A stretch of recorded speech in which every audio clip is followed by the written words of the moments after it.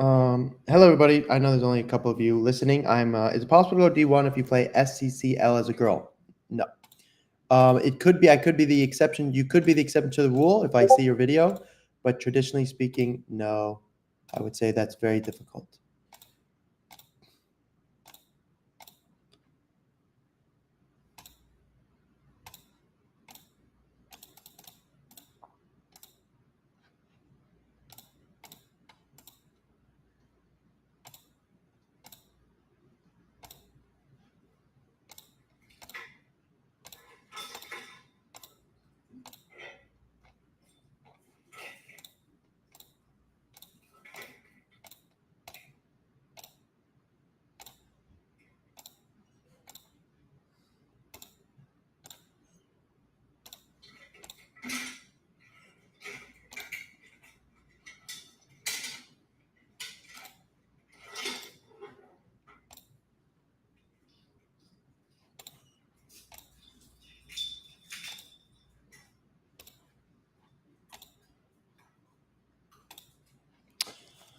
Okay. With that in mind, we are going to, like I said, we're going to be live here, but I'm going to be making content. So if I can't answer your questions, I'm sorry. If I play NPL, could I play D2? Maybe. You would have to go to tryouts, but yeah, it'd be possible. I have tryouts next week, and I've been in camp and condition. I'm trying out for center mid. Essay, that's fantastic. Okay, so our first video here is going to be about bio banding. You guys ready? Here we go, bio banding. Oh, wait a minute.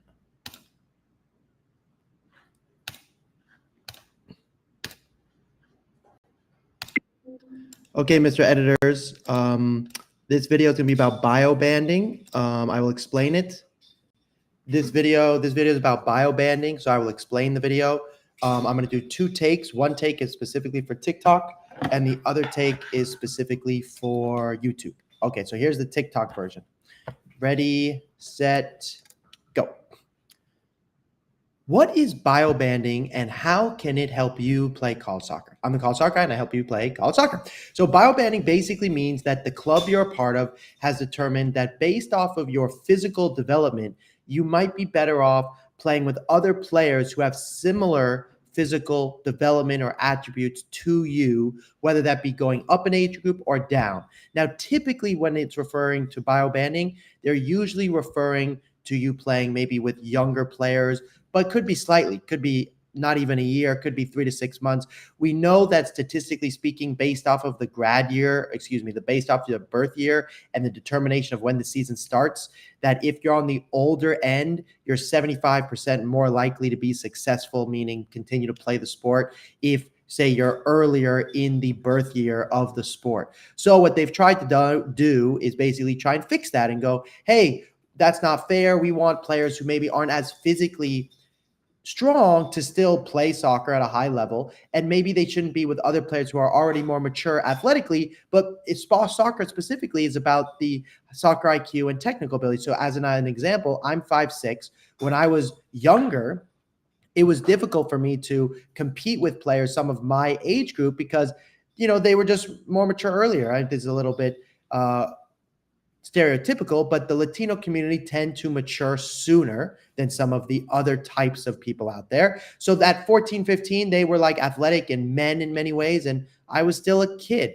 So what they could have done, which it didn't exist at my time, they could have done a bio ban where they said, you're going to go play with players who are your age or maybe a little bit younger, but are more similar to your attributes. Now, bio banding is a great concept because it allows you to continue to get development within the club you're in. But typically speaking, even if you're not the strongest or the fastest and you're bio banding to maybe play with kids more like your similar athletic ability, you still always want to play with players better than you. And bio banding can go up and it can go down. So you could play with players older than you because you're more athletic and physical, and you could play with players younger than you because you just haven't developed as much, and it could be beneficial.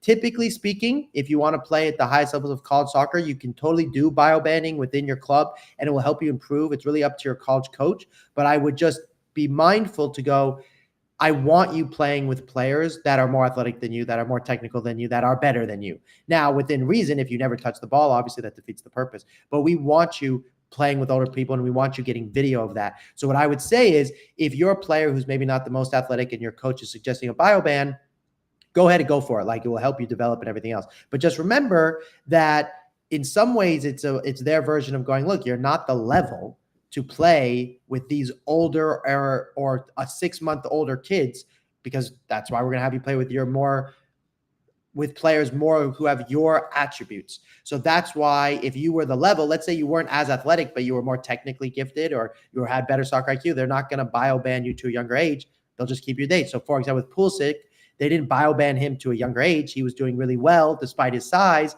He had a lot of pace and he was good technically. So they brought him to an older age group. So bio banning is not bad. It's actually really great for development. I wish there was something that happened when I was playing, because it can really help you get on the ball more and therefore improve your soccer IQ, improve your technical ability. But that's basically what it is. If you want more help playing college soccer, give me a call, link to the bio, and I'll talk soon.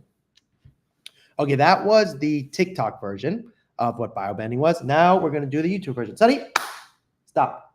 Sorry, guys. Give me 1 second. I need to clearly do this with the dog. I'm going to make another Loom video. I'll make another recording. Sonny, no, not now. Not now, Sonny. Not now.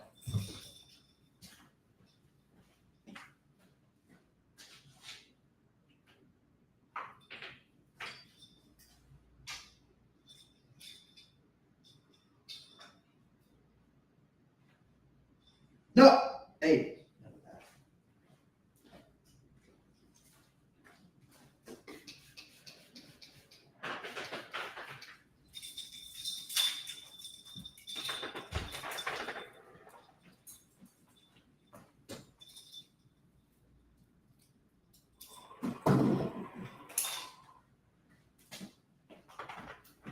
Okay. Sorry, everybody. Here we go. All right. Sorry, everyone on the lives, if you're here anyways. All right. So the next content is going to be bio banning again, but for YouTube. So for those of you who are hearing this twice, I apologize.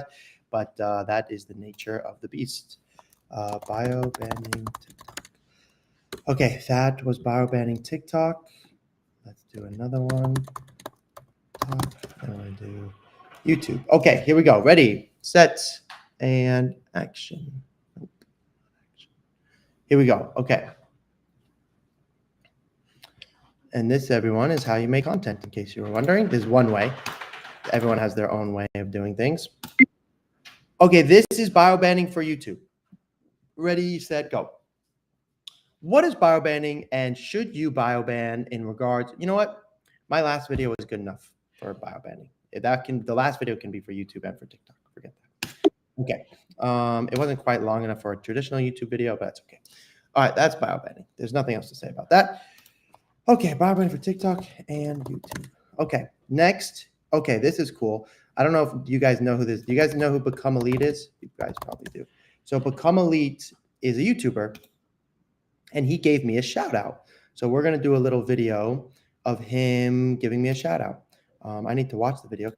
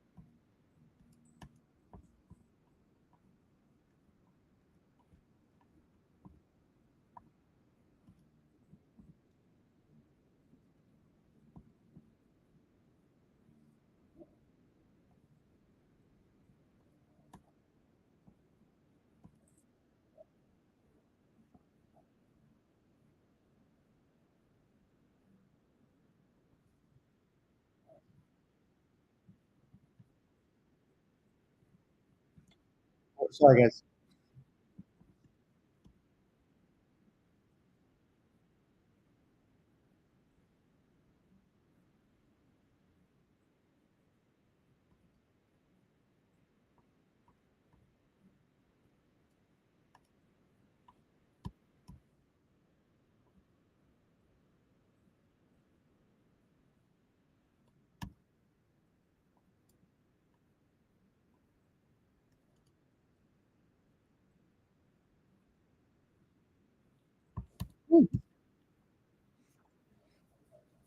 Okay.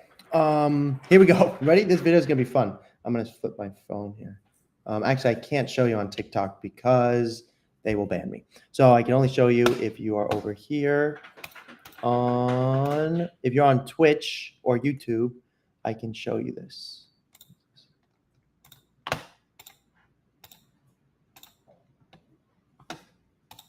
Source, screen share, entire screen share. Okay, amazing. So here we go. Ready? This is going to be recorded. I'm going to share my screen.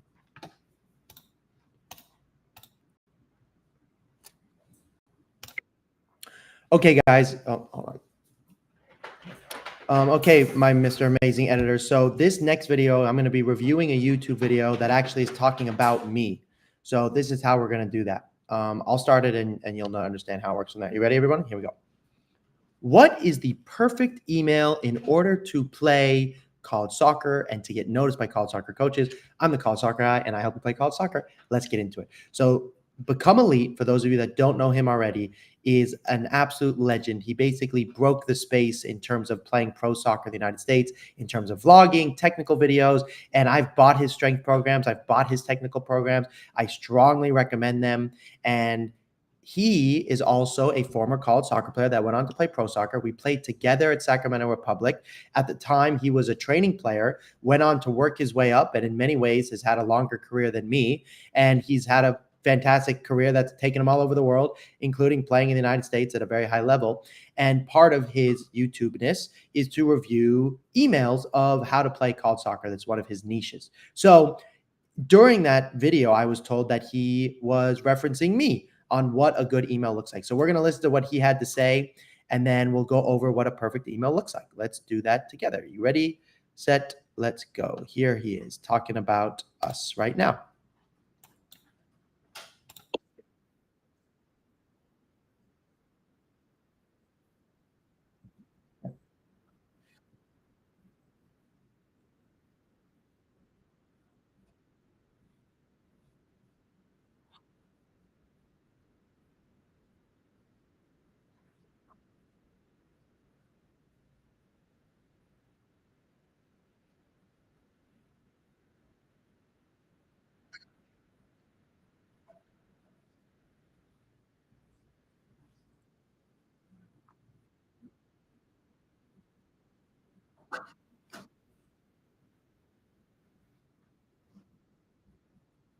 So just before he continues, obviously when we write emails, we want to encourage a response. Now, in the email that he showed, this was his version of a perfect email. There's a couple things I would change, Mr. Become Elite. And of course, he and I know each other really well. This only comes from love. It's really important to say, dear. Your own coach, Mr. Schaefer, is a very serious guy. And the more professional you can be, the better it is. This subject line is great because it talks about the club level, your grad year, your SAT score. So this is awesome. This is a really cool statistic that's not traditional for most, but very cool still. Then here, dear coach, first I just want to congratulate you. That's fine, but it's not very genuine.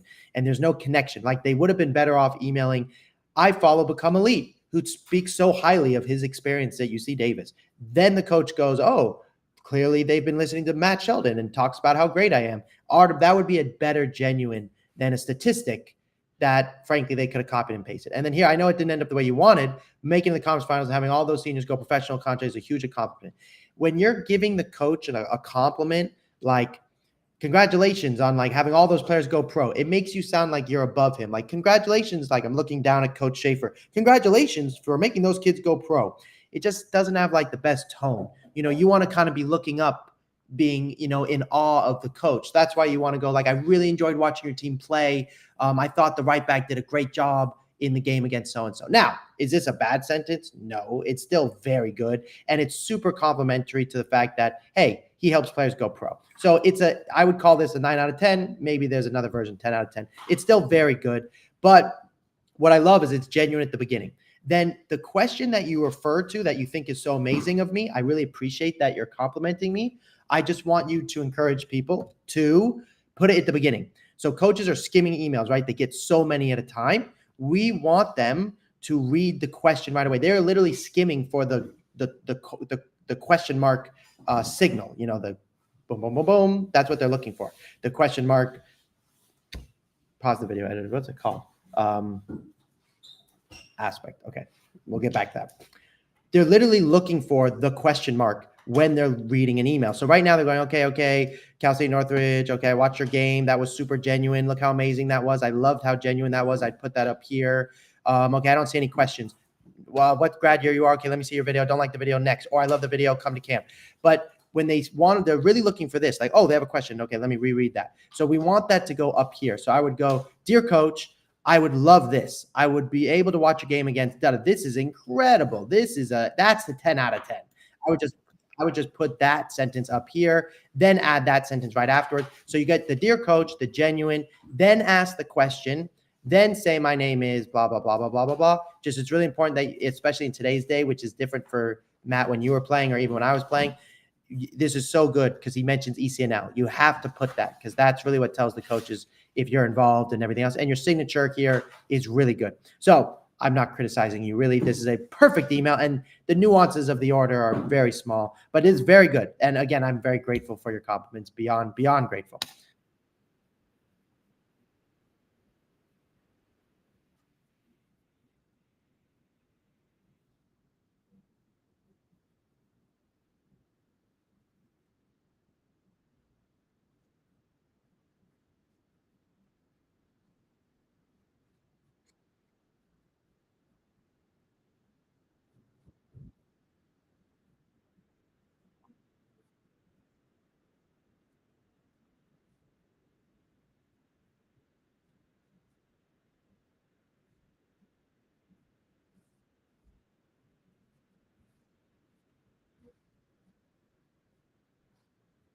Thank you so much for saying blew your mind, Matt. That means a lot to me. I just want to also add the reason we ask a question is not only do we want a response, but you also want to know, hey, do they need your position? Now, the other thing is, let's say here, he's pretty aggressive. He goes, but before I signed up, I wanted to know if you're looking for, which is super reasonable, by the way. But coaches are a little bit egotistical sometimes. So if you go, before I sign up, the coaches are like, whoa, whoa, whoa.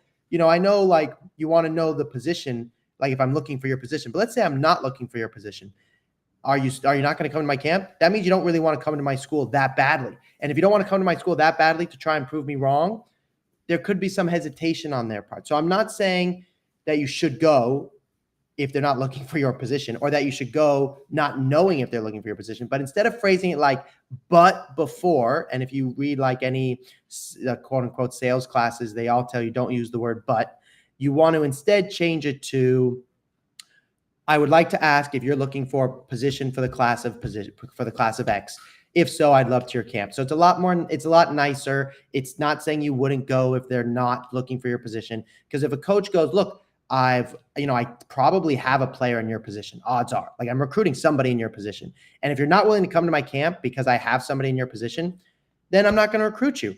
But if you're willing to try and beat that player out, right, to be better than the person I have in mind, then I'll like that more. The other reason we say we're willing to come to the ID camp, right, is because, yes, they get paid. Yes, they make money. So if you're showing, hey, I'm willing to come to your camp, I just want to know if you're looking for my position, which is a very reasonable question, then they're more likely to respond, as Matt has said. But I would just be careful, because if you go, but before I signed up, I wanted to know if you're currently looking for, again, I still make this a 10 out of 10 email, but they might go, hey, you know what, if you're not, the coach might go, well, yeah, of course, I'm not really looking for that position, but that means you don't really want to come that badly. Now, that does vary, like I said, per situation, but it can depend. Hold on one second.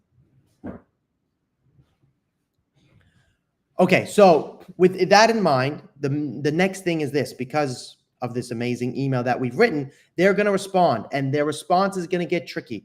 And Matt, in this instance, doesn't address it right away, but I want to address it right now, which is to say, let's say they respond and Mr. Coach Schaefer says, yes, we're looking for that position and nothing else. How genuine is that on a scale of 1 to 10?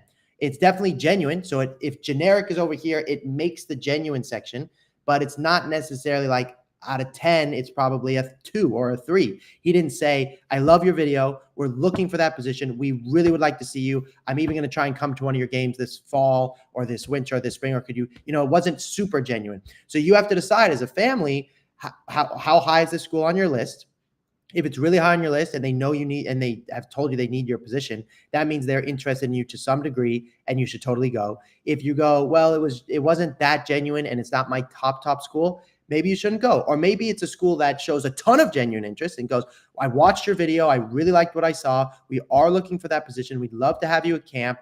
And it's not on the top of your list, but they've been that genuine, then you should probably go. So you have to measure the strength. If you have like a scale, is it number 1 in the genuine scale, or is it a 10 in the genuine scale? And then that's how you kind of decide, on top of another section, right? You have generic, genuine, and how badly do you want to go to the school? And if you really want to go to the school, then it shouldn't really matter. Meaning, if they respond or don't respond, it's your dream school, you got to go. And a lot of people hate on ID camps. All of you, in fact, pretty much hate on ID camps. Let's back up and just say, in an alternate world, there are no more ID camps. They don't let them do ID camps. No more ID camps. How do you think you're going to get recruited? Showcases would be the only way. And the only way to get noticed at a showcase is if you have an email conversation before. And if you don't have an email conversation before, or you're the best one at the showcase, you're not going to get recruited. So now all of you are complaining about ID camps, but ID camps are the reason 95% of kids get recruited. So I think people need to switch their headspace from ID camps suck to, aren't we so lucky that the NCAA allows ID camps? Yes, they cost money. It also is the reason all these college coaches have a job, by the way, because they couldn't afford otherwise to do the job without ID camps. So ID camps, we should be grateful for that the NCAA hasn't made that go away yet. Because if they do, the only way to get recruited is going to be showcases. Now, in a perfect world, the NCAA would get rid of all the rules of training with the team, and you could just train with the team, and then that's how you could actually know. But because of so many things, that's not happening. So instead of being upset with ID camps, I think you should be grateful for them, but make sure that you understand the dynamics of how to approach them. So let's see what else Mr. Become Elite has to say, because he is a legend.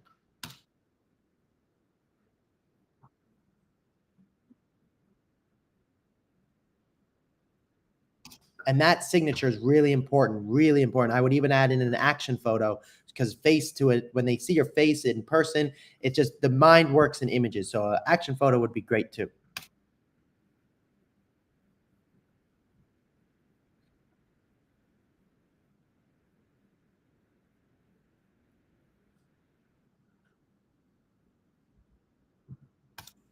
I'm going to pause right there for a second. I just want to hear what else he has to say before I keep recording this TikTok real quick. So just give me a second. Yeah, just give me a second.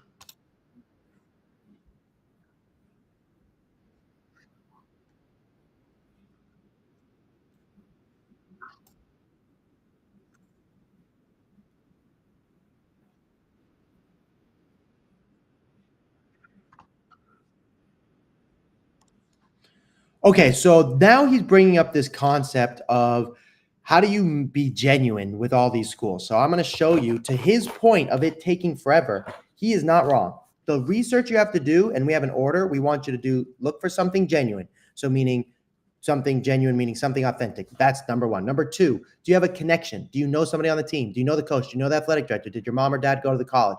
Mention that. Number 3, watch the team play and compliment something, as they did in this email. And number 4 is all of those combined. And we have this website that can kind of help you do that. So this is called the CollegeSoccerGuy proprietary system. And basically how it works is, if you press, let's just go Division 1, you press select all. This will select every single Division 1 girls team in the country.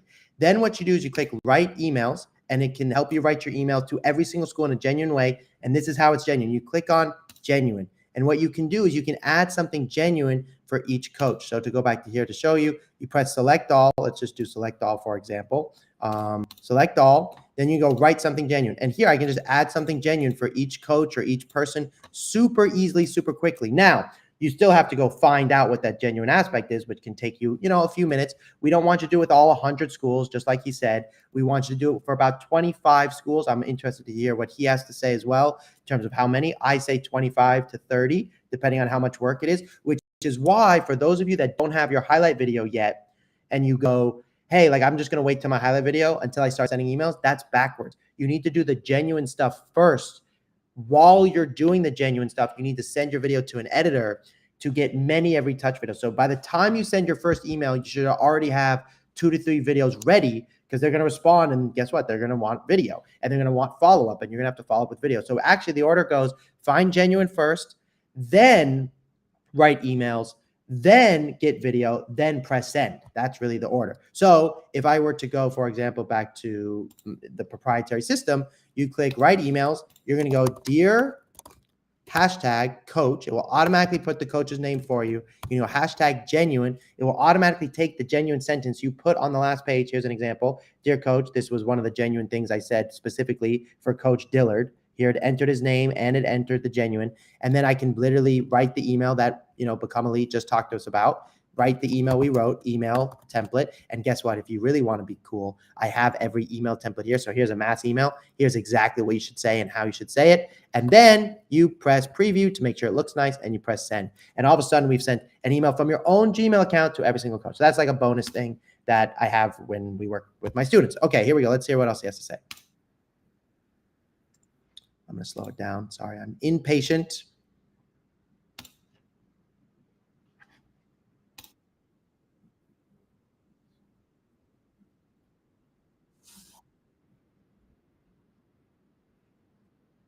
That's a really good idea. Spend more time doing genuine for your top, and then for your less top, do less genuine. That's a good idea. I didn't put that out. That's a great idea.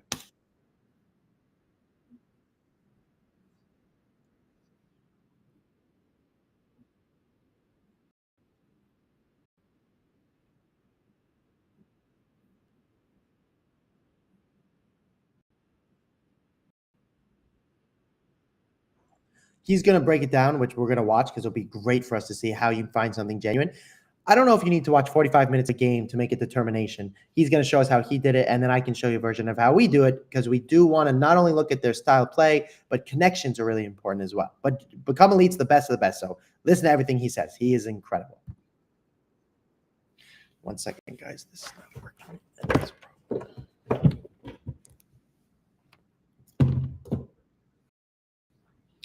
Sorry, hold on, guys. My phone is...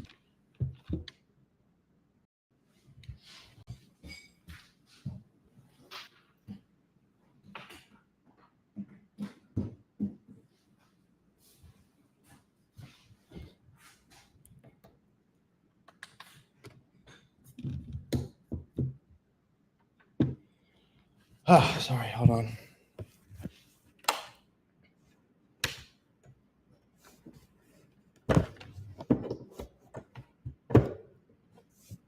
Come on, man.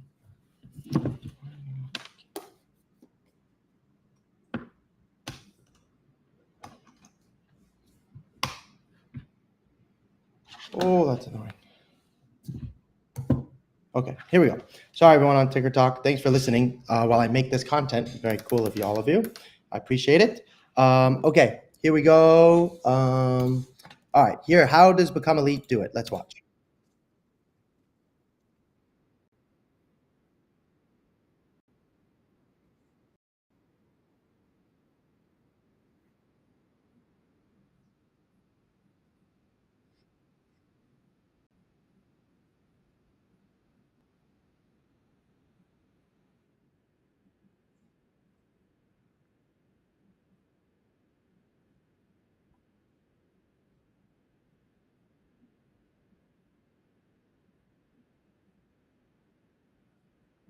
This is true. If you have if you have some accolade, you put one accolade in your subject line. Just one, though.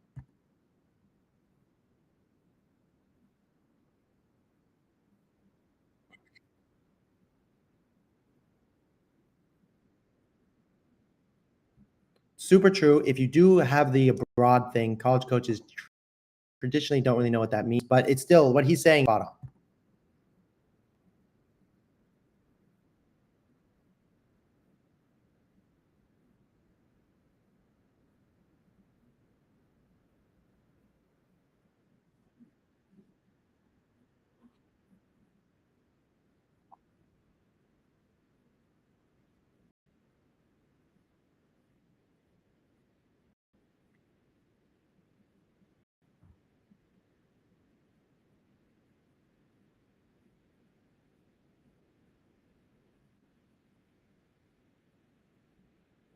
Is perfect, literally perfect.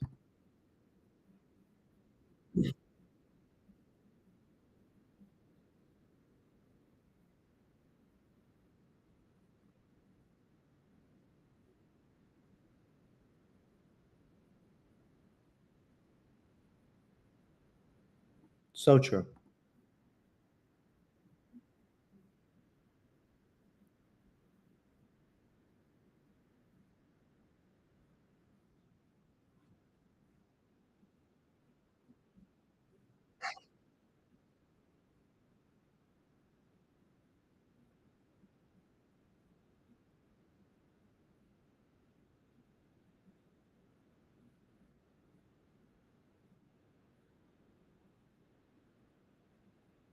The only thing I would say he's missing that we can do together is, but otherwise it's very good, is you go to UC Davis men's soccer, just like he did. And then what I would want us to do is I'd like you to look at the roster. And if there's somebody if there's somebody you played against, somebody, some club they're from, some high school, because remember, they're recruiting kids from here. So they know if you played at Elk Grove Charter High School, that maybe you played against him or with him, or you know somebody who knows somebody. Those connections really go a long way, like personal connections. So I want you to look at the roster, see if you know anybody just mentioning I trained with, or I know, or he went to my same high school. That can go a really, really long way. That's one. The other one that I missed is if you go to their bios, again, he's the best, but having that in mind, is if you go to his bio, all this is statistics. So just scroll down to the bottom.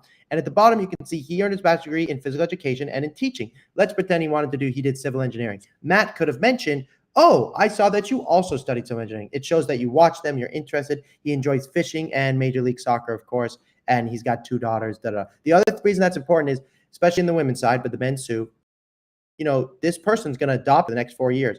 You want to feel like they're a human. I know coaches that have loved this coach, and I know people that have not loved this coach. You need to find the right vibe for you. That's what's really important. So let's go to this coach as well, Jason. So then you click Jason, and you scroll down. Like I said, you can read through this, but this is usually statistics. This is the goalkeepers. This is your keeper coach, so you definitely want to email them if you're a keeper. So he played at Santa Rosa Junior College. So if you're a junior college kid, right off the bat, you go, hey, this coach would maybe consider me because he obviously understands that junior college is a good thing. Then he played PDL, which is like USL2. He then returned to his hometown of and had a degree at Sonoma State and majored in communication and English. So I majored in communication. So I might say, hi, coach, I saw that you majored in speech communication. That's something I'd major in. Boom. And if there's anything related to club soccer or anything else, you can definitely look it up. If your coach knows their coaches, you definitely want to put that in the email. And that's the only other thing I would add to amazing plan. But let's watch how he watches the game.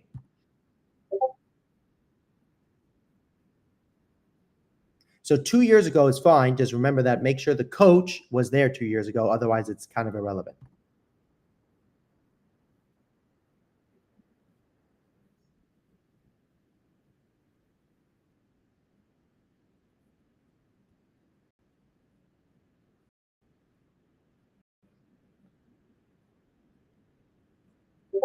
He's right. Now, he's totally right, especially for your top dream schools. You should watch the whole game. But let's say you don't have the means for that. You know me, I'm a very attention guy. What you do is, let's say if we can go watch the exact same game he watched, UC Davis men's soccer. Some teams don't have full games, by the way, so you're just going to have to watch their highlights. So this is the exact game. Let's see if I can find the exact game he picked. Okay, so this is the exact game he picked. So first of all, if you're not sure what color they're in, you have to fast forward to see who scored. You'll see the team cheering, and then you'll know which color. But the real thing is you got to do it by position. So like in Matt's example of his email, he had put in, I really enjoyed watching your team, and I thought you played like XYZ. Better if you can make it positionally oriented. And the good news is you can do that faster. So when you're watching the game, instead of thinking of watching the whole time, I'm going to take this off fast forward. Instead of watching the whole time, what you really want to be doing is going, what position is my teammate in, or sorry, what position is the player that I play in, and can I watch my position? Remember, also, you're watching two teams here. So that means you could find something genuine for both UC Davis and CSUN, because you may as well, since you want to email Davis, if you get CSUN's interest, you might be able to get his interest if they're not showing interest in you right away. So here we go. Let's just say we are a goalkeeper for simplicity purposes, because that's sometimes, boom, you go, what a save. Incredible. Now you want to pick a game they won, ideally, and a game they played well in, so you could talk about it. But let's just say right off the bat, let's just say Davis won this game, you could say, hey, I thought your keeper did fantastic. I saw some amazing saves. That was an amazing save. Boom. And that's enough. Look, I watched it for 2 seconds. That was it. Super easy. Now you can even say, look, I really admire, I was watching your goalkeeper to learn more, and I saw how communicative he was, and I am working on that as well. Or you don't even have to say I'm working on that. I don't like opinions. I saw how communicative your goalkeeper was, and it was great to see. That's it. Move on. Next video. That's it. Literally even shorter than what Become Elite is doing, and a little bit less time. So if you do it by position versus watching the whole 45 minutes. I don't think you have to watch the whole 45 minutes unless it's your dream school. Then, of course, that's something you should do for other reasons. Do you like their style? Do you like their team? Do you think it's a play fit? Those are important factors when you're deciding on a college soccer team. Okay, let's go back to Mr. Become Elite. He's the best of the best.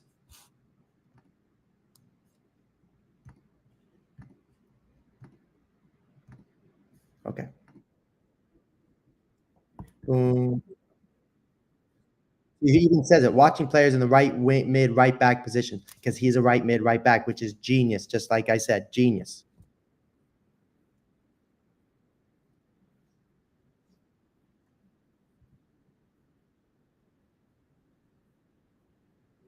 Won the 400 in track. That's what Matt's going to bring up. That guy was fast. I'm fast. Maybe this coach will want me. Freaking genius, Matt Sheldon. You're going to play college soccer for sure.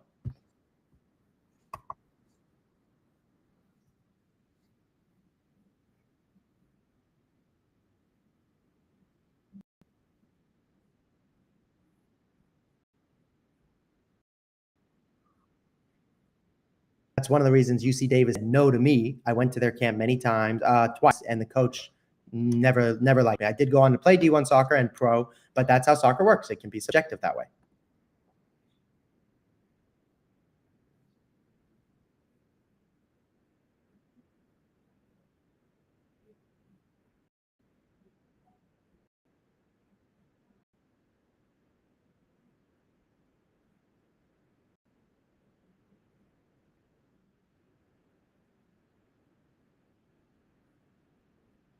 And he's the captain, the right back, which is awesome.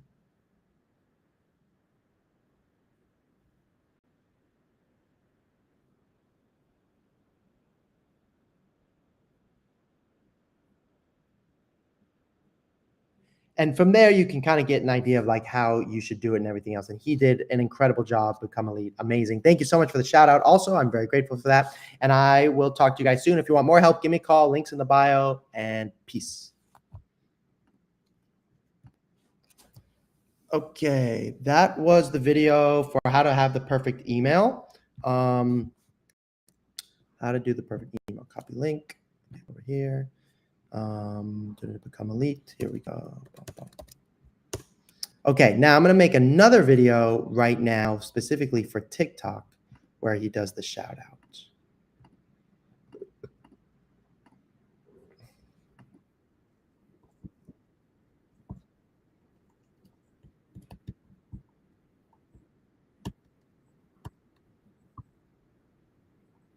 Okay, ready? This is for TikTok. Okay, this video.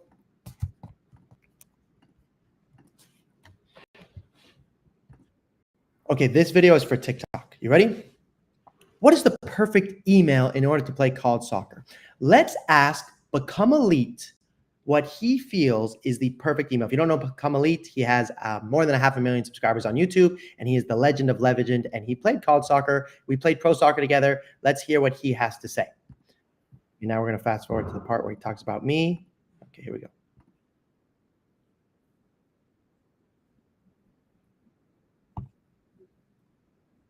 Start there, editors, with this next tip. Okay, here we go.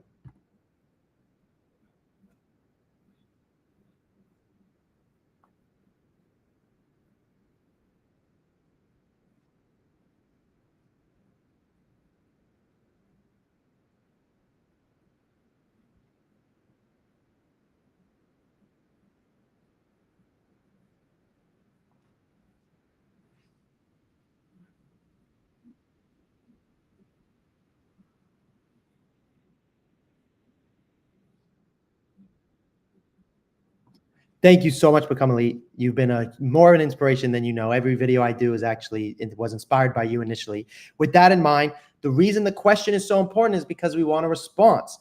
And the way you have to phrase your questions actually vary throughout the year. So this is a very first initial email, but as the fall season comes up, we actually change the question. And instead we ask, I'm working on coming to a game this fall. Is there a game you recommend I attend? So during every part of the year, we have kind of a different question. And we also vary per player we work with. If one player is a different level, age, gender even, we have to go ask a different question. But this is a great question to ask. I would phrase it a little bit differently than he did. Instead of using but, as he had done, say, but before I sign up. Instead, you don't want to use that kind of aggressive language. You just want to say, I would like to ask if you're looking for blank for the class of blank, you're looking for X position for the class of blank. And then when they respond, you have to put in 3 categories. Was it generic in their response to that question? Was it genuine? If it was genuine, what scale is it on? And is it a top school? So let's say it was generic. Then we actually have a question. Every time you receive a generic email, we have a specific response to that. Typically, the question is, thank you so much for your invite to camp. May I ask if you're looking for my position for the class of X? And you say nothing else, right? Because they just gave you a robot answer. Now, let's say it was a genuine response and they said, hey, we really liked your video. Now you need to put it on a scale. If it's your top school and it was super genuine, go to the camp. If it was kind of genuine where they just say, yes, we're looking for that position, no compliment on your video or anything else, then you kind of know it's not like super genuine. But then if it's your top school, right, the 3rd category, then you should go because you know they're looking for your position. And at the end of the day, guys, college coaches need to see you in person. So if you know they're looking for your position and you didn't get a huge genuine response, it doesn't matter. Go to the camp. You want to get recruited, go to the camp. Super important. If you want more help, give me a call. Links in the bio. Talk soon. Bye. All right. All right. That was for TikTok. Okay. That was for TikTok. That was for Ticker Talk. Delete. Shout out. Okay, this is for YouTube. And this is for TikTok.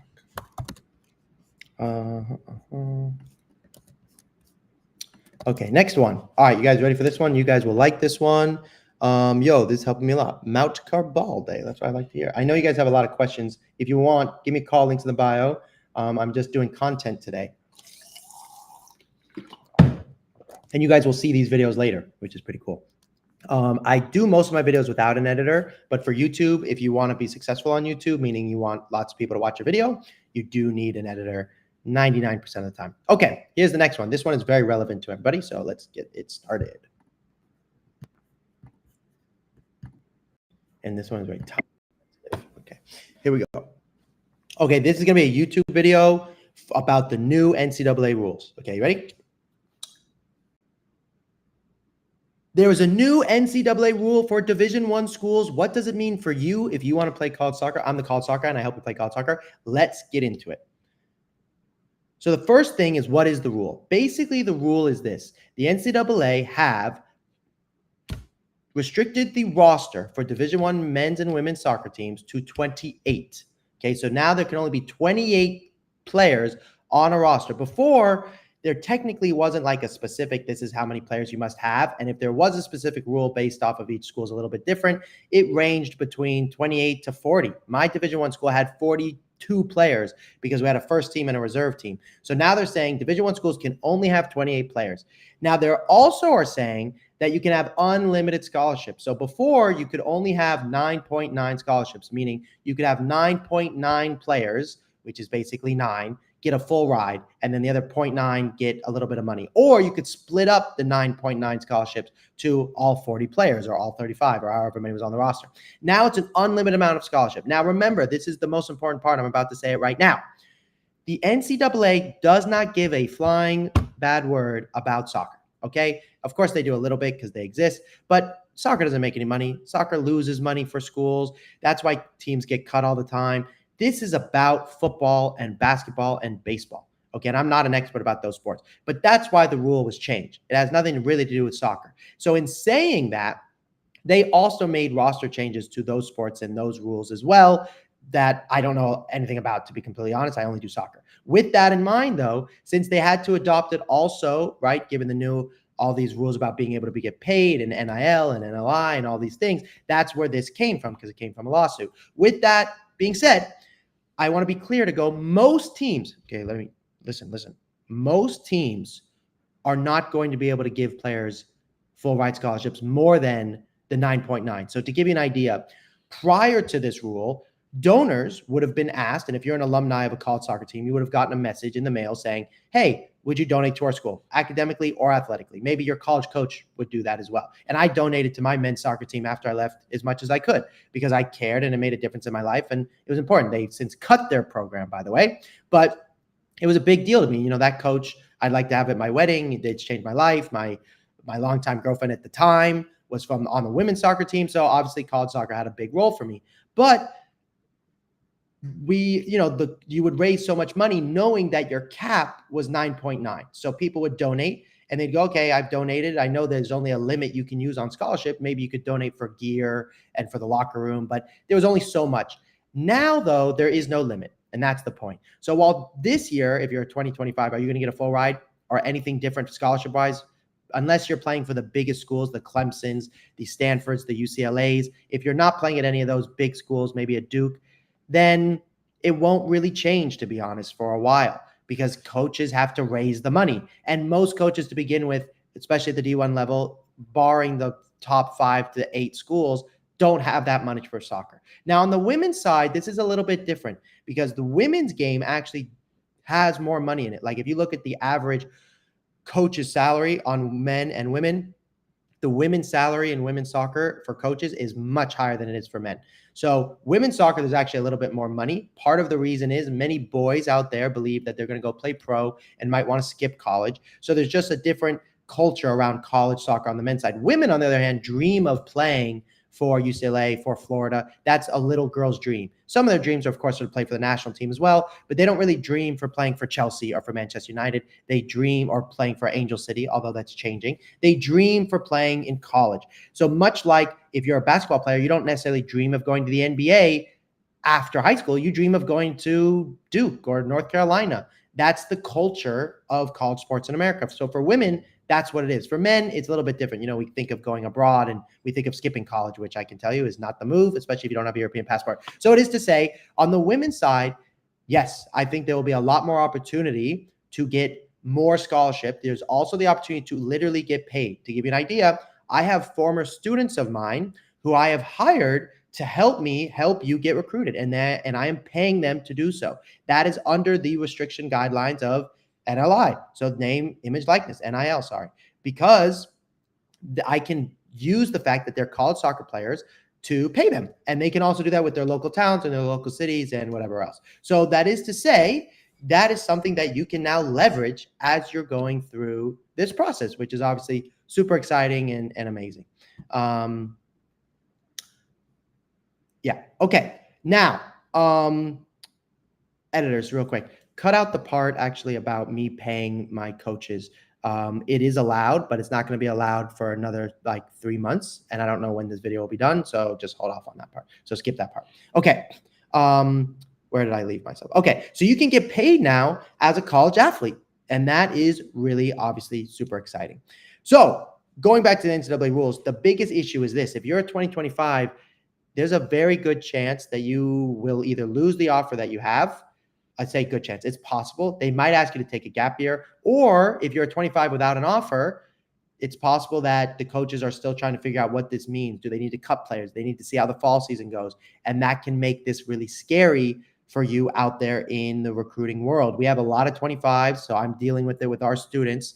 And we started with them, luckily, as sophomores. So we had a lot of interest and we got offers for some of them. So I'm not too stressed. But if you're starting as a 25, this is kind of a scary moment. It's not as bad as COVID, but it's kind of scary because the coaches kind of thought I had unlimited roster to a degree, and now they know they don't, and they need to see how things go and who gets injured. So it's a little bit of a freeze. We're in August when I'm filming this video. I'm hoping it comes out within the week.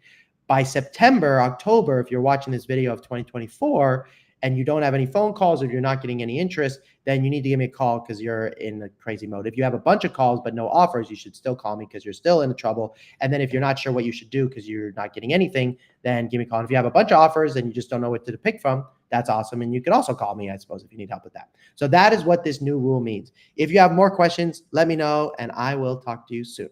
Call me if you need help. Bye. Okay, that is the new NCAA rule.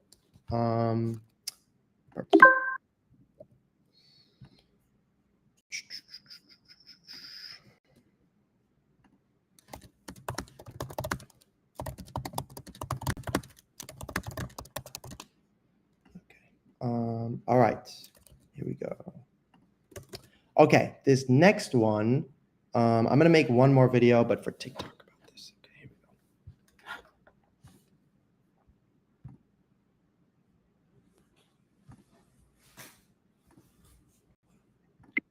we go. Okay, here we go. Ready, set. All right. What does the new NCAA rule mean for you now that there is a roster cap on Division I schools and theoretically unlimited scholarships? I'm the college soccer guy and I help you play college soccer. Let's get into it. So most of you are thinking two things. If you're a 2025, you're freaking out if you don't have an offer. And if you're a 2025 and you have interest, you're going, should I get a full ride scholarship now? And if you're below a 2025, you're confused and or you're thinking, oh my gosh, I'm going to get a full ride scholarship because it's unlimited money. So let me burst your bubble. So first of all, before this rule that was made just a few weeks ago, it was 9.9 scholarships per team, according to the NCAA rules. So that means when coaches were raising money, they were raising money to fix the locker room, get jerseys, maybe soccer balls. The school funds some of those things, but they were also trying to get enough money to get a 9.9 scholarship, right? That schools don't just provide those things for every school. You have to get donors to pay for those types of scholarships. That's why you see some teams like the Stanfords of the world go to Spain or England during the offseason or spring season because somebody donated a bunch of money so they can go do that, or they raise a bunch of money through camps and other events, and they're able to go on those trips. Other schools, and there are D3 schools, by the way, like Pacific Lutheran, they go to Costa Rica, they go abroad for their spring season. So it's not just D1 schools that have an international trip, but it is to say that it's not unlimited money now available. You have to go raise the money. So most of you are not, especially in the next 2 to 3 years, are not going to get a full ride scholarship just because there's unlimited money. The coaches have to raise it. It takes a long time. So you yourself are probably still in the category of 9.9 scholarships per team. And that's not going to change for the mid-tier to low-tier schools for a long time. On the women's side, for the high-level schools like Pepperdine, UCLA, schools where there's maybe only a women's program, USC, they're going to get a lot of donors. And they're going to go, I can basically pay for you to have the best players in the country. And the players can actually even get paid while they're in college. There's going to be some donor that's going to give a bunch of money to Florida, if they haven't already, to USC and go, here's a bunch of money. Go make this team the best team it could possibly be. And then those girls will get full ride scholarships, and maybe there will be more of them, and maybe they will get paid. So that will change. But on the men's side, it's not going to happen right away because traditionally speaking, there's less money in the men's game than there is in the women's game. And if you look at the coaches' salaries on the women's side versus the men's side, you will see evidence for that. So now you've got the roster cap. So now there's only 28 players, and this is really where your attention should be. So if you're a 2025 and you had an offer in place, but it wasn't officially signed, it's possible that the college coaches have to go, I'm so sorry, I have to reestablish this. This is a new rule. I didn't know this was coming. And I may have to restrict your offer. I might have to ask you to take a gap year. It's going to get kind of crazy and kind of spicy. And we have a lot of 25s who are dealing with this issue now. Luckily, we started with most of them early on. This is one of the other reasons why when you say, is it too early to start in 8th grade or 7th grade? You go, yes, it is. And I'm telling you, no, it's not, because things change all the time. Injuries, coaches get fired, new NCAA rules, COVID. So start earlier. It will give yourself a much better chance to relax during this. So a lot of our 25s are committed and are sorted, and we don't have to worry about this. Some of the 25s, though, because of the nature of recruiting process, have to deal with this. Now, we have a plan in place. We know what schools they're going to consider. We have had a couple kids help them decide to take a gap year. So with that in mind, if you need help as a 25, please let us know. Please give me a call, and we can figure it out. If you're a 26, just know that there will be some repercussions for you, because a lot of those 25s, remember, are going to reclass the 26s, and they want those kids, which will affect you. For the 28s and 27s and 29s and 30s and 31s, there could be a lot of money for you by the time you hit junior, senior year, because they will have raised more money. And that could be the reason you might get a full ride scholarship when you otherwise wouldn't have. But remember, it's going to take a little bit of time. If you want more help, give me a call. Links to the bio. Talk soon. Bye. What a video, right? Wasn't that a great video? That was a great video.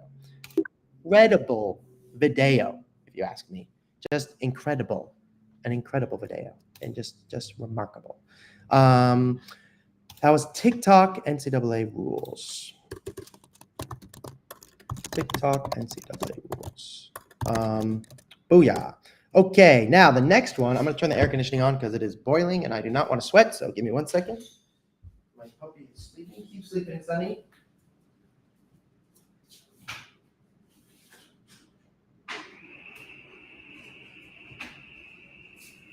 Okay, so the next thing, the air conditioning is on. Now, the next thing is I just had this podcast, which was super cool, with a college coach. And it was epic. And I want to show you what we spoke about because it was amazing. And they had a lot of good insight. And I think you guys would find value from the podcast itself. So with that and without further ado, let's put it together. Zev CollegeSoccerGuy, that's me. Okay, give me 1 second. Oh, I gotta stop recording my camera. Okay, I can answer a couple questions while I pull up this. Actually, no, I can't.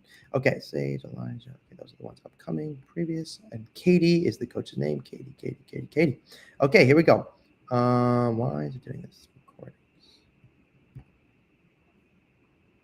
Katie. Here she is. Okay, so here's the podcast. I'm gonna make TikToks and YouTubes out of this. Let's see if I can do this with you guys. Okay, so I was pretty specific when I was asking her questions. So let me break this down real quick. Please.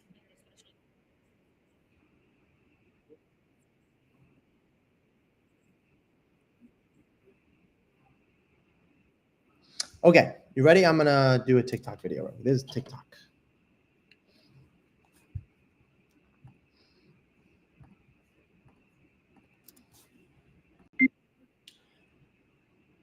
This is for you, Mr. DM.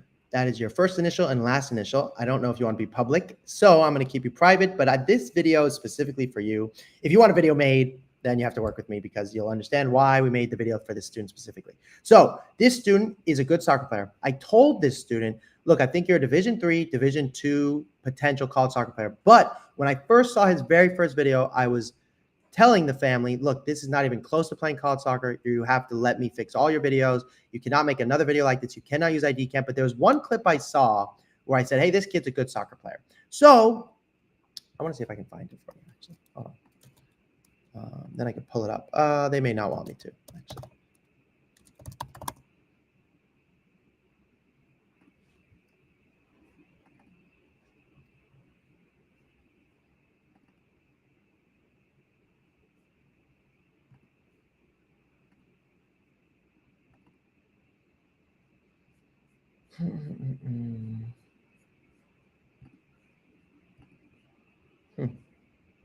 Okay, we're going to skip that. Okay, so I'm going to start all over. This video is specifically for one of my students. I'm not going to say their name, but I'm going to send it to them privately in addition to the fact that they'll probably watch this live. So that way you can understand why it's so important that we have a mass list and you're open-minded to many different schools. So this student, when I first met you, I told you and your mother that the current package that you had, your video and where you were in the process was meant you were not going to play college soccer. Since then, we have made 1, 2, 3, 4, 5, 6, 7, 8 plus highlight video wise 9, 10, 11, 12 videos for you in order to improve in your process. And you've gotten a ton of feedback and a lot of positive, including visits, etc. Now there's one school that's interested in you, a couple actually, and because of where the schools you're aiming for, you're not as interested in some of those schools. And that happens through this process, especially when you do a mass email. But you also don't have any offers. And if you don't have any offers and you want to play college soccer, you don't have the privilege to be super, quote unquote, picky as we're doing this because you don't have any offers yet. Now, if you say to me and my team, hey, you know what? I will not play college soccer unless it's at the following schools, then that's awesome. We will then help you try and play college soccer at those schools, but you must then know the consequence that there may be a chance you don't play college soccer. On the flip side, if you say, I want to play college soccer and almost no matter what, I don't want to sacrifice my education ever, of course, but I'm willing to sacrifice where I live. I'm willing to sacrifice maybe the cost of the school so I can play college soccer, then you'll have a better chance of playing college soccer. So one of the schools that showed interest in you is Manchester. So I spoke to a coach of Manchester so that way you could get their feedback on what it's like. So let's hear from that coach now.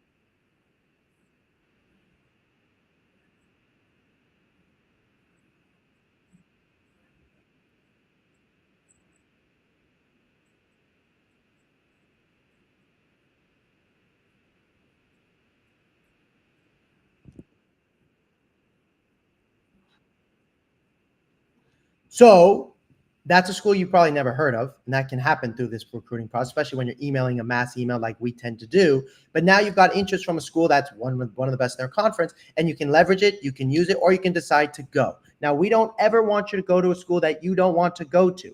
That is never the goal here. We want you to be open-minded, because in my own experience, which I am biased, I'm from Malibu, California, and I ended up at Valpo, Indiana, in the middle of nowhere, one of the coldest places in the country one year, and I had the best time ever. And it was in the middle of nowhere. I played lots of minutes. My coach was great. So as a soccer person, academics come first because that's my thing.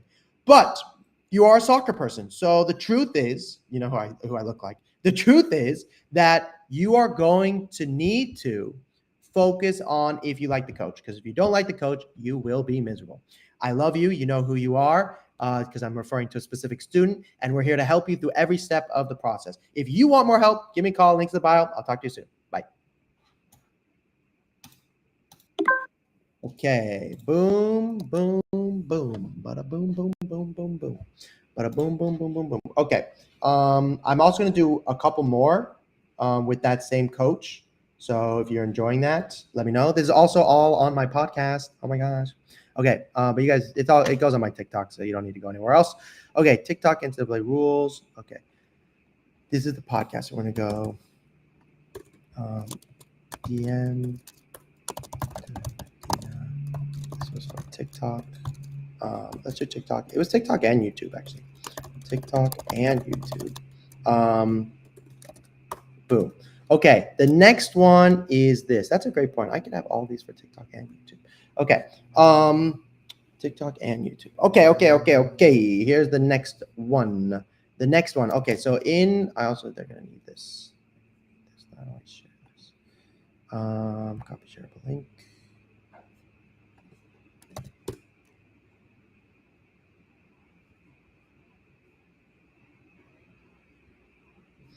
Okay, give me 1 second, everybody. 1 second. I don't need that. Okay, you're gonna need this. Okay, now let's do another one with her because she's great. She had a bunch of great content for us. All right, so I'm gonna keep sharing my thing. I know you guys have some questions. I'm sorry. Hey, do you know Pablo Greenlee? Of course, he was at Harbor Westlake. His AO2 is legit. His team is great. Don't hesitate. FS Larry, thanks, dude. I'm gonna take a screenshot. Stop spamming. He's working. He will answer questions later. Thanks, user. I do want to answer your questions. I know there's a lot of them, and I love that there's so many people here. Hi, Christopher Roca. This is helping a lot. I really appreciate that. Okay. All right. So, hey man, do you know Pablo? I do.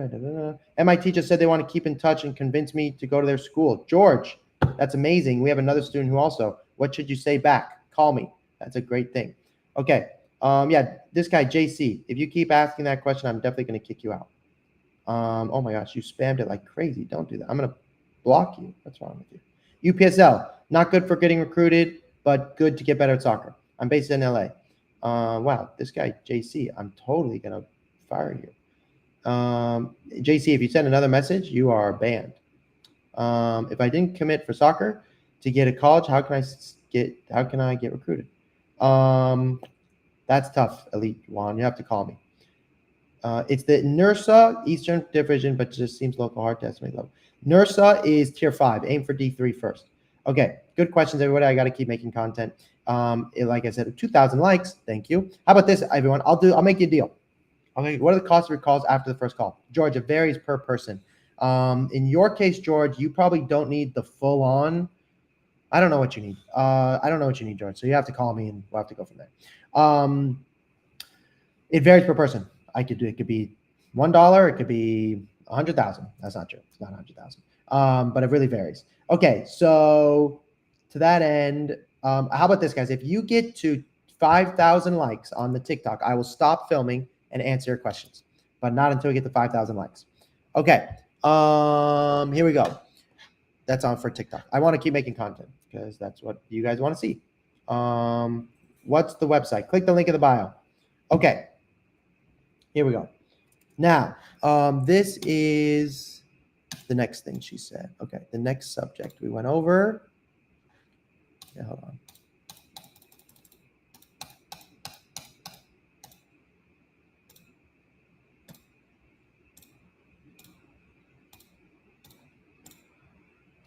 Okay, who's activity? Okay, class. Katie, contact. Okay, that means TikTok and YouTube. Okay, so now the next one we're gonna do is this one. Okay, the next one is this. TikTok, Instagram. I'm sure you guys have a bunch of. Oh, I wasn't freaking. Okay. Here we go. Devin. Okay, I'm making content, everybody, like I told you. I do have calls later today that you can be listening. Oh, they're soon. Jesus, that was fast. Okay. Where are we? Okay. Devin. Okay, now we're gonna make another one. Okay, Katie Mitchell. Here we go.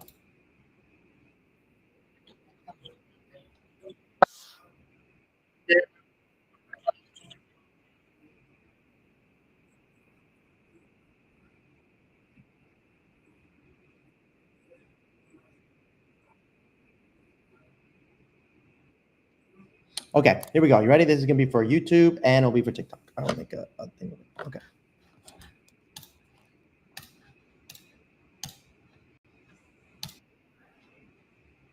This is for YouTube and for TikTok. Okay, you ready? Where do women's soccer programs recruit the most from? I'm the college soccer guy and I help you play college soccer. And today we're going to talk to the head coach at Wingate University, which is a Division II program, but they may as well be Division I because they're really good. I played against their boys program at the pro level. We played them in preseason and their facilities are insanity. The grass pitch is literally pro soccer level. This woman is an incredible human being. And I basically drilled her in a pretty aggressive, hard way about the youth soccer organization. So with that in mind, let's hear what she has to say in regards to the question, how is it that you recruit in the youth soccer world? Specifically, what levels do you recruit the most from? And I'm going to give you the raw version so you know there's no cheating.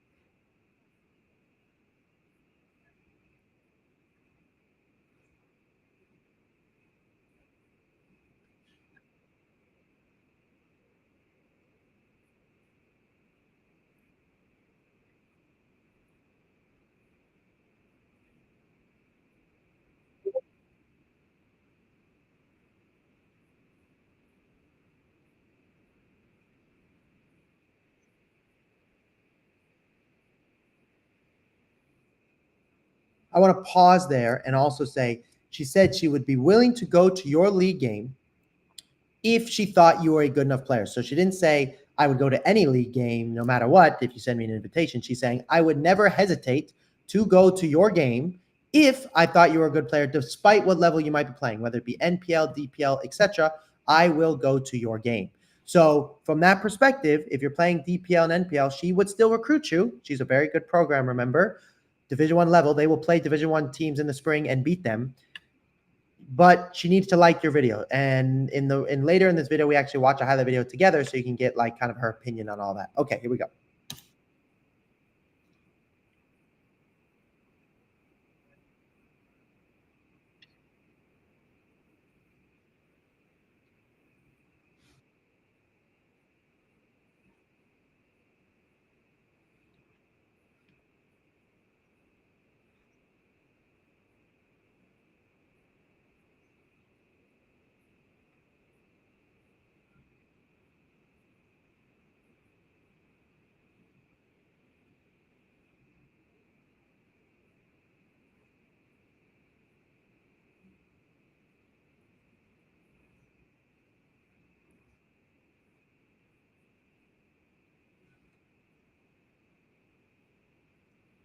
So then she talks about international.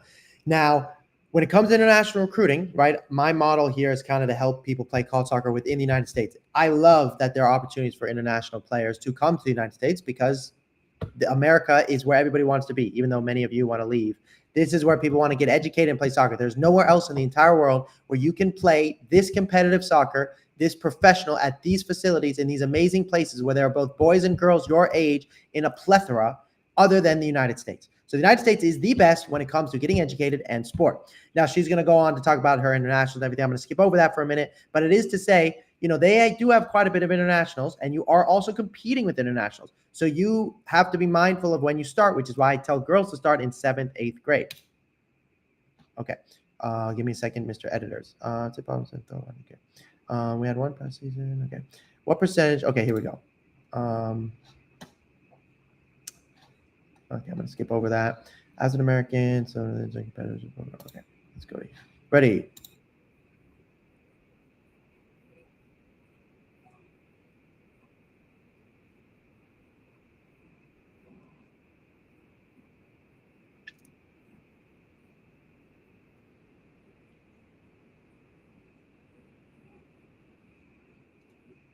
And I ask her, would you agree? And she actually basically disagrees with me a little bit. And she basically, I'll let you hear it, but basically she goes, some teams mostly have internationals. And she is not wrong. Marshall, for example, have so many internationals. In fact, they only have like 2 Americans. But what I was trying to imply, which is the truth, most teams, right? If you took all the teams and you put them in a bucket, most of those kids are American. Now, there's a lot of internationals. I would argue, without doing the exact numbers, probably 30%. So it's a big number, but that would mean 70% are American. So most teams. Now, if you look at Wingate, I asked her the exact percentage, and she was saying about 30% of theirs are internationals. Let's see if there's an exact number here. Yeah, she says right here, yeah, 100%. I would say probably, if I had to throw a number, looking at the roster, I'd say probably 70% of them are American.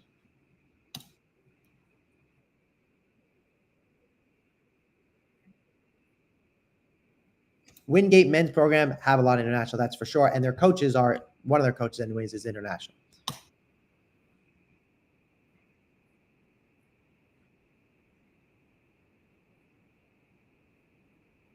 So she wants to stay local. And for women's side, it's a little bit different. Okay. So with that in mind, we still want to address like where they're going for their youth games, which you can see is basically the ECNL events, GA events, and maybe some league things of that nature. Editors, hold on a second. I want to see. It depends on the thing. Okay. Oh yeah. Okay. Amazing. Love a coach. I'm not saying. Okay. Are you right now in the headspace pretender? Okay. Here's another tough question I asked her. Ready? Here we go.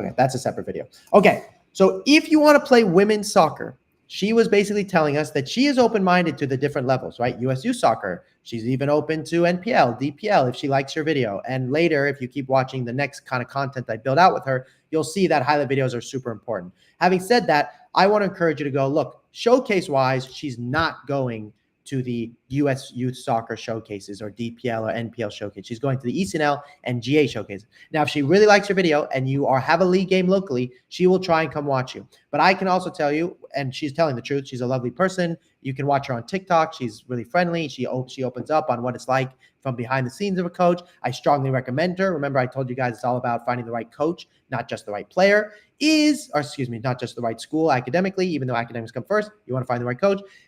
But she can't drive 3 hours every weekend to go watch one game. She's going to have to divvy up her time wisely. So if you want more help playing college soccer, I'm the College Soccer Guy. I hope you enjoyed the video. If you want more help, give me a call. Links in the bio. Bye. Editors, I have a favor to ask. TikTok allows me to do 10-minute videos.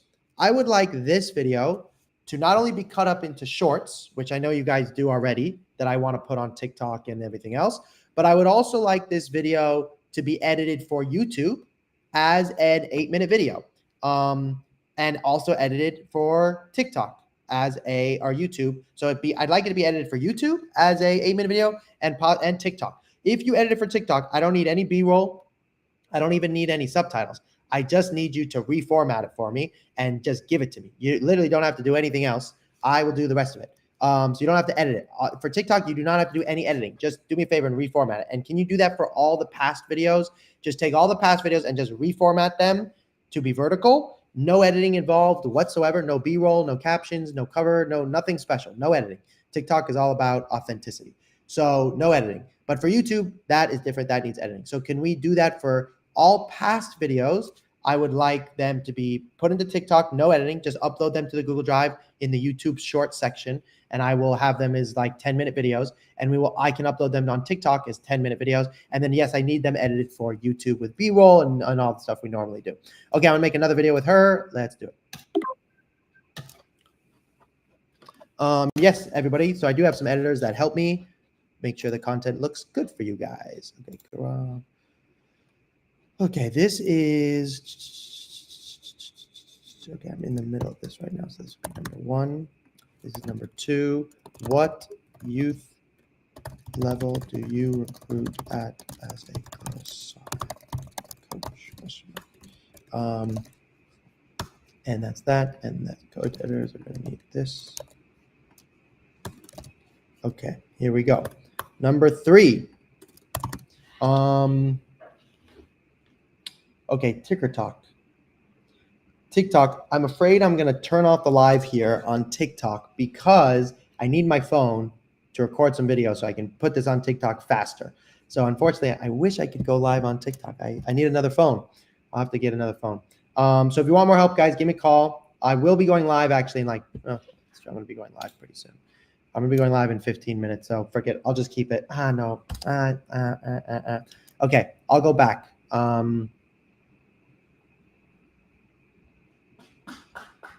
I'll redo them. I'll do them again. Okay. I played for an NPL club affiliated with ECNL and RL and ECNL. How do I get noticed? Talk to your coach, Killian. Got to talk to your coach about getting noticed. Make a highlight video, though. That's for sure. Okay. Oh, jeez. Sorry, everybody. I dropped my phone. Okay. I'm going to let you see my screen. Careful, Sonny. No touching the camera. Please. Okay. Here we go. Jacob, dedicate content. Okay. 1, 2, 3. All right. Boom, boom, boom. Okay. So the next thing is this. 1, 2, 3. Okay. Wait for it. Okay. Next piece of content. Okay. Here we go. TikTok. I've got 15 minutes. You cannot see my screen. Why can you not see my screen? Okay. Here we go. Next piece of content. Okay.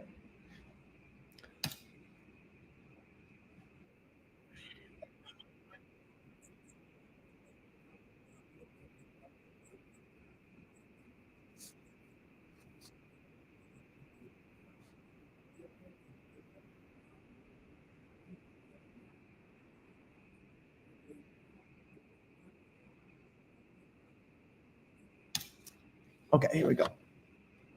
Okay, here's the video. Ready? Okay, this is going to be, remember, this is going to be for YouTube, but it's also going to be for TikTok. So I would like it both. The only editing that needs to be done, now that I think about it, for TikTok is when I show my screen here, you will have to pull it up on here. I don't need any captions or cuts, or you don't even have to get rid of my spacing, no music. You will have to show my screen because obviously I'm showing you my screen, but for TikTok, no editing, and just have to reformat it to be vertical. For YouTube, do your normal stuff, editors that you guys always do. Okay, so here's the hook. Ready? Do college coaches recruit in the fall? Yes or no? Don't give me some answer more than that, Zev. Just college soccer guy. Just tell me yes or no. I'm a college soccer guy and I help you play college soccer. If you want help, give me a call. Okay, so if the answer is a yes or no, the answer is yes. They definitely recruit you in the fall. And if you don't believe me, we're going to listen to a college coach tell us that exactly right now so you can hear from yourself.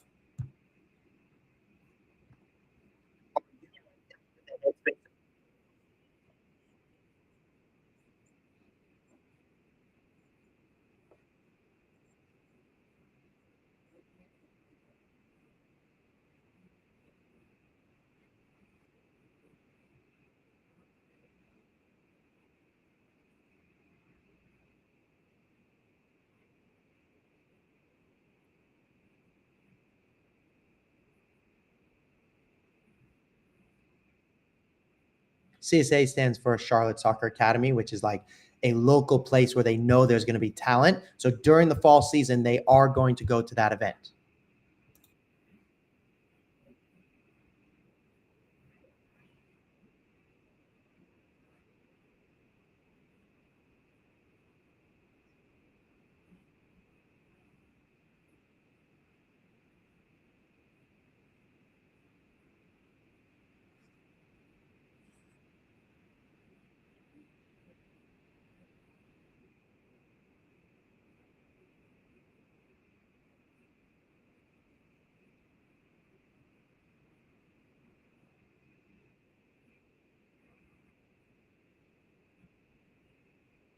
So what I was trying to get at is if you have zero communication with this coach and you say, here's my fall schedule, you've never spoken to them before, what are the chances that they're going to come to game, especially during the fall? And to my little bit of a surprise, she said, look, if I really like the highlight video, then yeah, I might try and come watch you, even if I've never spoken to you before, stressing the importance of that highlight video.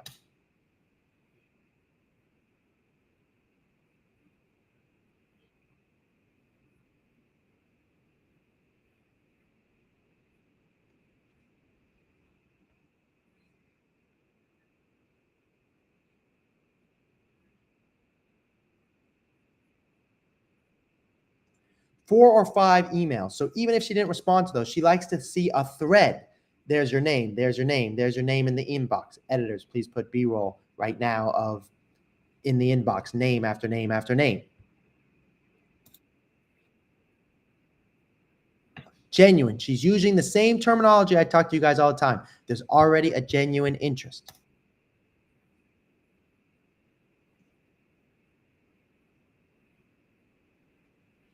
It takes a minute for her to catch her eye because she doesn't know who you are. But if she's gotten many emails from you, she's like, oh, yeah, didn't I hear from Sally before? Oh, yeah, let me look at that message. That's super important.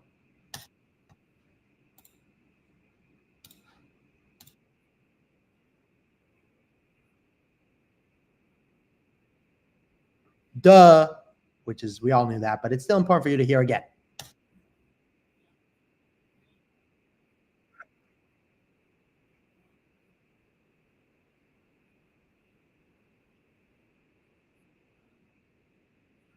No film, no emails. Got it? You must send film with every initial email.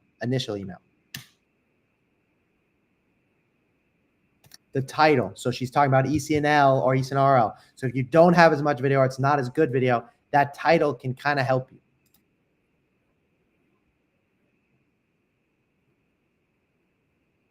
This is something that we don't talk about a ton, but she's going to talk about a little bit more here in a second.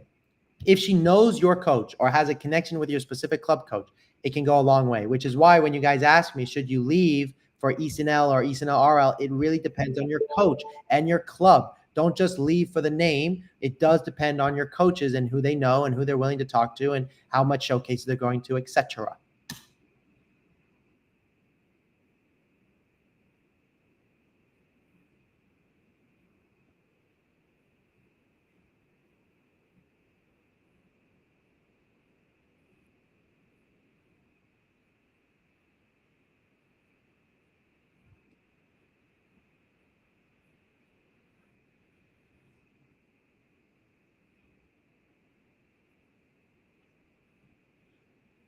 So she met a player in the Midwest and then they brought her out to the East Coast because she knows people there.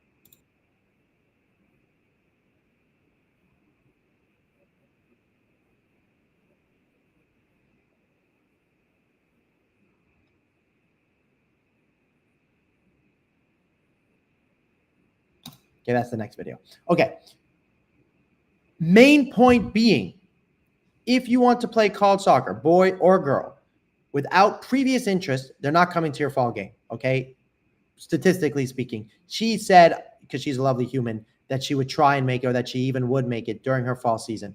But we know statistically, just having done this for a long time, that coaches cannot go to every fall game of yours that's a league game, even if they ask for your schedule. They might even say, what is your fall schedule? You should, of course, give it to them. You should even bold the games that are closer to them, specifically for your top schools. But you should also know and should not expect them to come because they are busy during the fall. And that doesn't mean they're not recruiting. She just said that one of her players who she saw in ID camp is going to be coming on a visit during the fall. 95% of offers are made during the fall. And traditionally, I would say about 40 to 60% of them happen after a visit during the fall. Happened for me and happened for many of our players.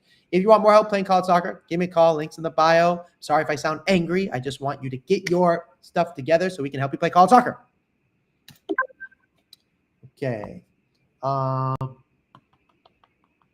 got 8 minutes. Okay, I've lost a lot of you on TikTok. Very reasonable. I will talk to you all soon. Actually, I've got 8 minutes. I'm going to be live. So actually, you guys can hang out. You can hang out. We're going to hang out for a bit. Let me just put this together. Loom. There's Loom. Luminy, luminy, luminy, loom. Luminy, luminy, luminy, loom. Luminy, luminy, luminy, loom. Loom. There's Loom. I got Loom. And then I need you. And this one is do college coaches during the fall? Okay, this one needs to get freaking recorded right away. That needs to get recorded right away. This one needs to get recorded right away. This one needs to get recorded right away.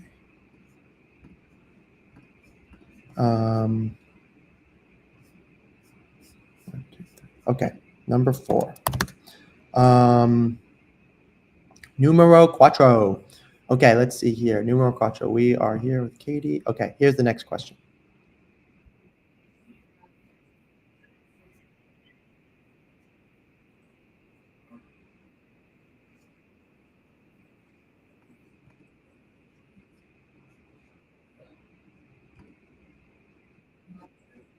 Okay, ready? Here's the next one. I gotta pause this video and do another one. Okay, you ready? Here we go.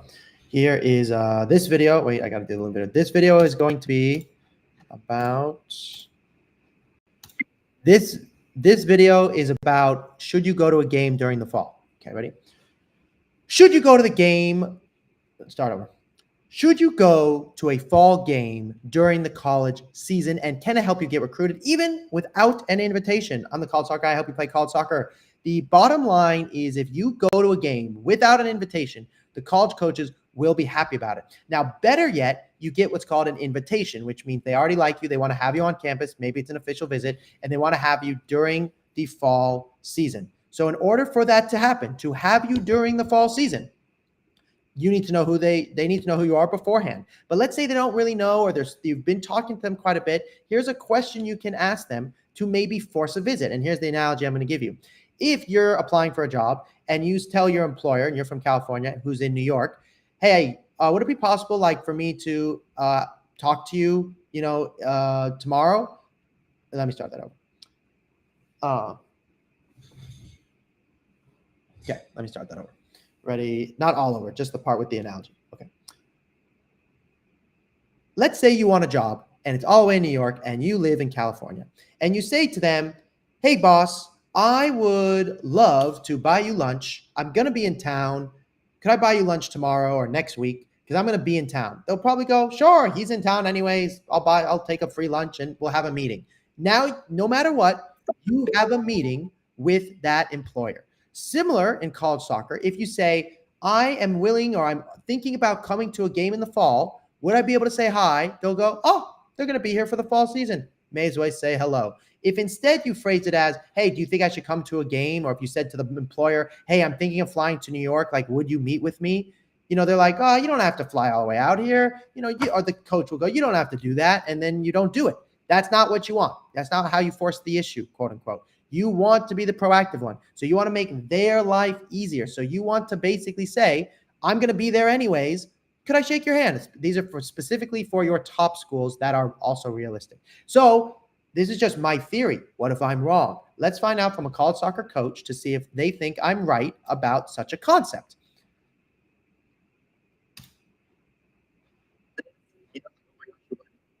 Right?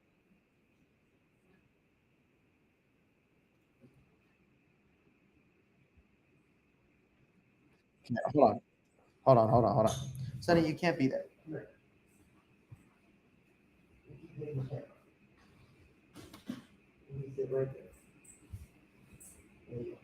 Okay. Stay right there, Sonny.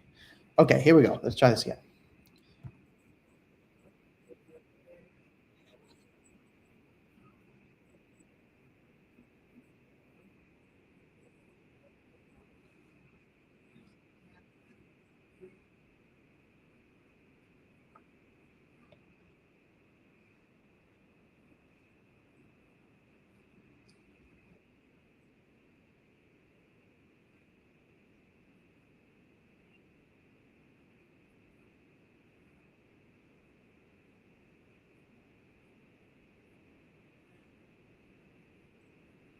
Did you hear that? They saw the highlights. The player said, hey, we're going to be at the game anyways. And she said, let's make a visit out of it. Unofficial just basically means that they weren't going to sleep over and pay for their flight. But it doesn't matter, especially once you're going to the team. You're not fighting over $200 in an airplane to go play for a college soccer team where you're going to have to be anticipating paying some amount of money to go to college. You want them to like you. You can't put a value on the experience you're going to have in college. So she's going, they emailed me that they were going to be at the game. We turned it into a visit. So we gave them a tour. We had them meet the players. Now that player could actually get an offer. And more importantly, you as a student could decide, do I actually want to go to this school?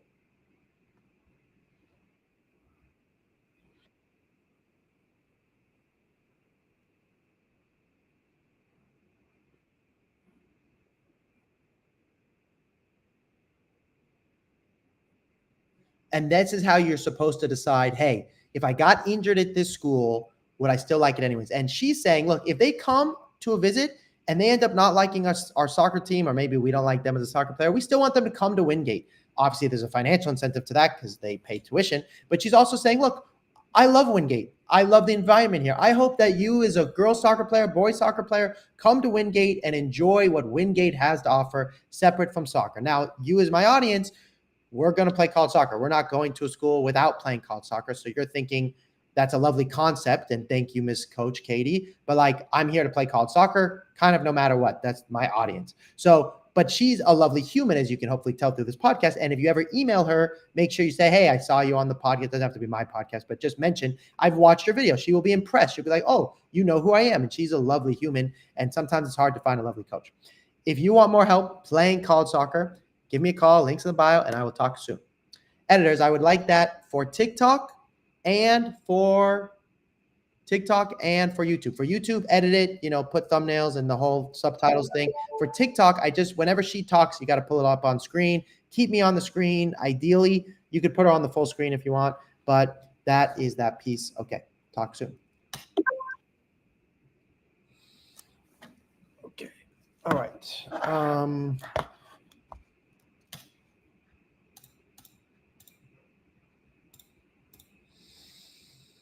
To college course recruiting the fall. Should we email colleges?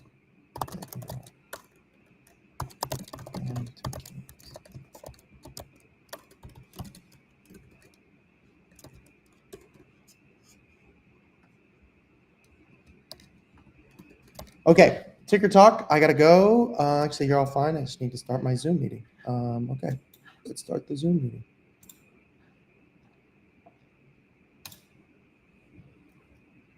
Recording in progress.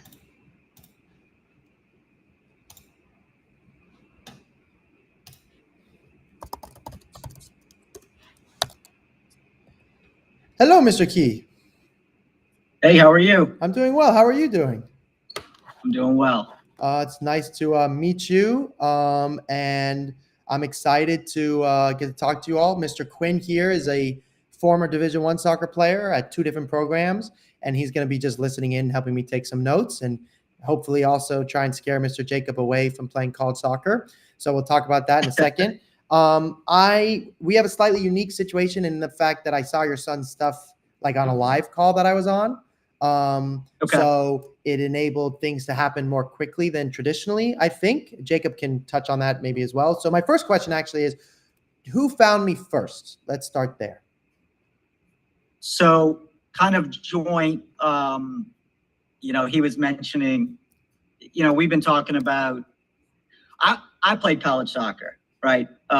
So it's completely different, the recruiting process. I graduated high school in 2000. And so we've just been kind of talking about as he's getting older, and he suggested, that there was a guy on Instagram who seemed to know what, talking about college recruiting all the time. And then I got interested, and it seemed like, he's going into ninth. So he just finished 8th grade, going into 9th grade. It seemed like it might be time to start getting out in front of things, because, that's something I kind of regretted in my recruitment, is I wasn't as proactive as I needed to be. Super helpful. And I'm glad to know you kind of both found me. With that in mind, it's very rare that we get to talk to other parents that played college soccer, just because it's a rarity. What position did you play? I was like, same as Jacob, in the middle, more attacking on the wing. And I played at Incarnate Word, which is now D1, but at the time, was D2 when I was there. Awesome. Well, with that in mind, there's a couple things here that I kind of want to address right away. Is that okay? Sure. So the first thing being, today's call is to see if we're the right fit. I think it's fantastic that you guys have, watched the videos and everything, but I want to get to know your son a little bit better. Like I mentioned, I was on the live call. He submitted his video, and we'll talk about it. I was happy with a lot of what I saw, unhappy with other pieces. He's lucky to have a father, though, who actually understands soccer. And then the other piece of it is I want you both to interview me, me and Quinn, and go, hey, do we think that you can help my son play college soccer? And then lastly, I want to see, like I mentioned before, if I can scare your son away. Because if I can scare him away, one, it will save you a lot of time and energy and everything else. And then two, he should do whatever he loves for his life. And if I can scare him away from playing college soccer, better to know now than go on this long journey. Does that make sense? Yeah, absolutely. Okay, cool. So with that in mind, I have a couple questions for your son first. Is that okay? Sure. Okay, I just want to confirm a couple things. Your approximate GPA is a 3.2, 3.1? Yeah. Okay. And then right now, you're playing MLS Next and you're going into 9th grade? Yes, sir. Okay, perfect. That's what I have here. Awesome. Okay, so with that, my first question is, obviously you've made a video. We'll call it an Every Touch video. So far, has any college coaches texted you at the Division III level or called you as of yet? I sent some emails to the college coaches with my video, and they responded to it. Okay. They said great work and stuff like that. Tell me which coaches or which schools. I don't really remember off the top of my head, but it was I think 5 or 6 D3 schools. Cool. Are those schools you would consider? Are they schools you think you might like? Yeah. Okay, good. Excellent. And then on top of that, has any of those schools mentioned coming on a visit in the fall or coming to watch a game? Oh, no, not really. Not yet. Okay, cool. Now I can see kind of on your dad's face, you're like, that sounds pretty aggressive. The reason I asked that question is we just had a kid commit to Duke, and that kid was going on visits to Division III schools as a freshman. That kid was getting calls by Division I schools as a freshman illegally, and he is the youngest kid ever to go to Duke, according to the coach that told him at the day. Hard to know if he was exaggerating, but the point is, if you want to play at a school like that, this is the process. I played Division I soccer, and I was the opposite of your son. I wasn't talking to any schools. Nobody wanted me. I went to a small D1 school. Quinn, totally different scenario. He played at 2 top Division I programs, and similar to Jacob, was getting interest from the Division III schools and the Division I schools early on. And as there's a new rule, which you've probably heard about, the rosters have gotten smaller and there's a lot more internationals. So while it may seem aggressive, this is the new, to your point, as it's changed, this is part of that shift. Does that make sense? Okay, Yep. Cool. So then my next question, Jacob, is what is it that you think you want the most help with? You are getting responses. Maybe you don't need my help or you don't need our help. What is it that you think you need help with? I think I need help with editing the videos and stuff. I don't really know how to do that yet. Cutting the time and editing the clips. Super helpful. And I know when your son was live, I critiqued his video and then he kind of fixed it. I think semi-immediately, or sent me a different video, which is good. Yeah. Yeah, he had a highlight video, or just a season highlight video, which is more polished, had circles and highlights, and it's definitely more. That's what he sent to. Basically we just sent a a large email like batch, just to the top D3 schools with a link to that video on his YouTube page. Awesome. Awesome. Really awesome. And you got feedback, which is great. It's very exciting for me. It's fantastic. And that would put you in a place where you're like, hey, this is the recruiting process done in the right steps. And because you played college soccer, the video clips, there's a couple things I might change, but I've seen things that are horrendous, and you're a soccer guy, so you get what clips to put where and what looks good. And so does your son. So that is to add, what is it that you think he needs the most help with, or what do you think he needs help? What do you think? Sure.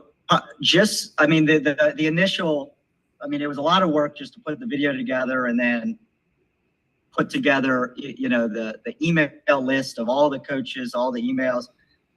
And then, the difficult part is, okay, you get responses and, great, it was impressive video. Come to this ID camp. We want you to come, here on this date, and everyone says it, right? And it's just where to go next, right? What's the second communication? What's too much? What's too little? That whole process, of just being able to communicate so quickly, and it's not over the phone, right? That's what I was used to, is everything was a phone call. Now you can kind of get in touch with them as quickly and as many times as you want. Whether they respond, I guess that's a different story. That's what we need. That's what I think he needs the most help with, is what to do next. So amazing. What to do next. Awesome. And there's a lot of work, Mr. Jacob. You're about to put your father and I on a journey. That's going to be a ton of work. Why do you want to put us through all this? Why do you want to play college soccer? I just think it would be really cool to be able to play college soccer. Just like my dad, he played college soccer. So I just want to, follow in his footsteps. Oh, that's awesome. That's awesome. And yeah. I think I kind of know the answer, but from your father's perspective, you played college soccer, which I said is rare. Academics come first. Would you guys agree with me? Yeah. And there was kind of a longer video I tried to make you watch. I talked about the pricing as well as the grades come first. You guys see that? Awesome. Mm-hmm. Yes. So that is to say, with academics coming first, why do you want to see your son play college soccer? Why do you think he would enjoy it?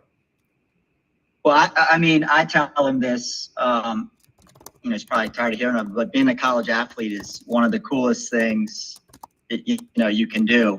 It just opens up so many doors. You can get into colleges that maybe you wouldn't otherwise get into. And it's such a unique experience outside of the soccer playing. It just opens up so many other doors, and it's just, if you can use your soccer talent to get into a really neat, cool school, it's just invaluable.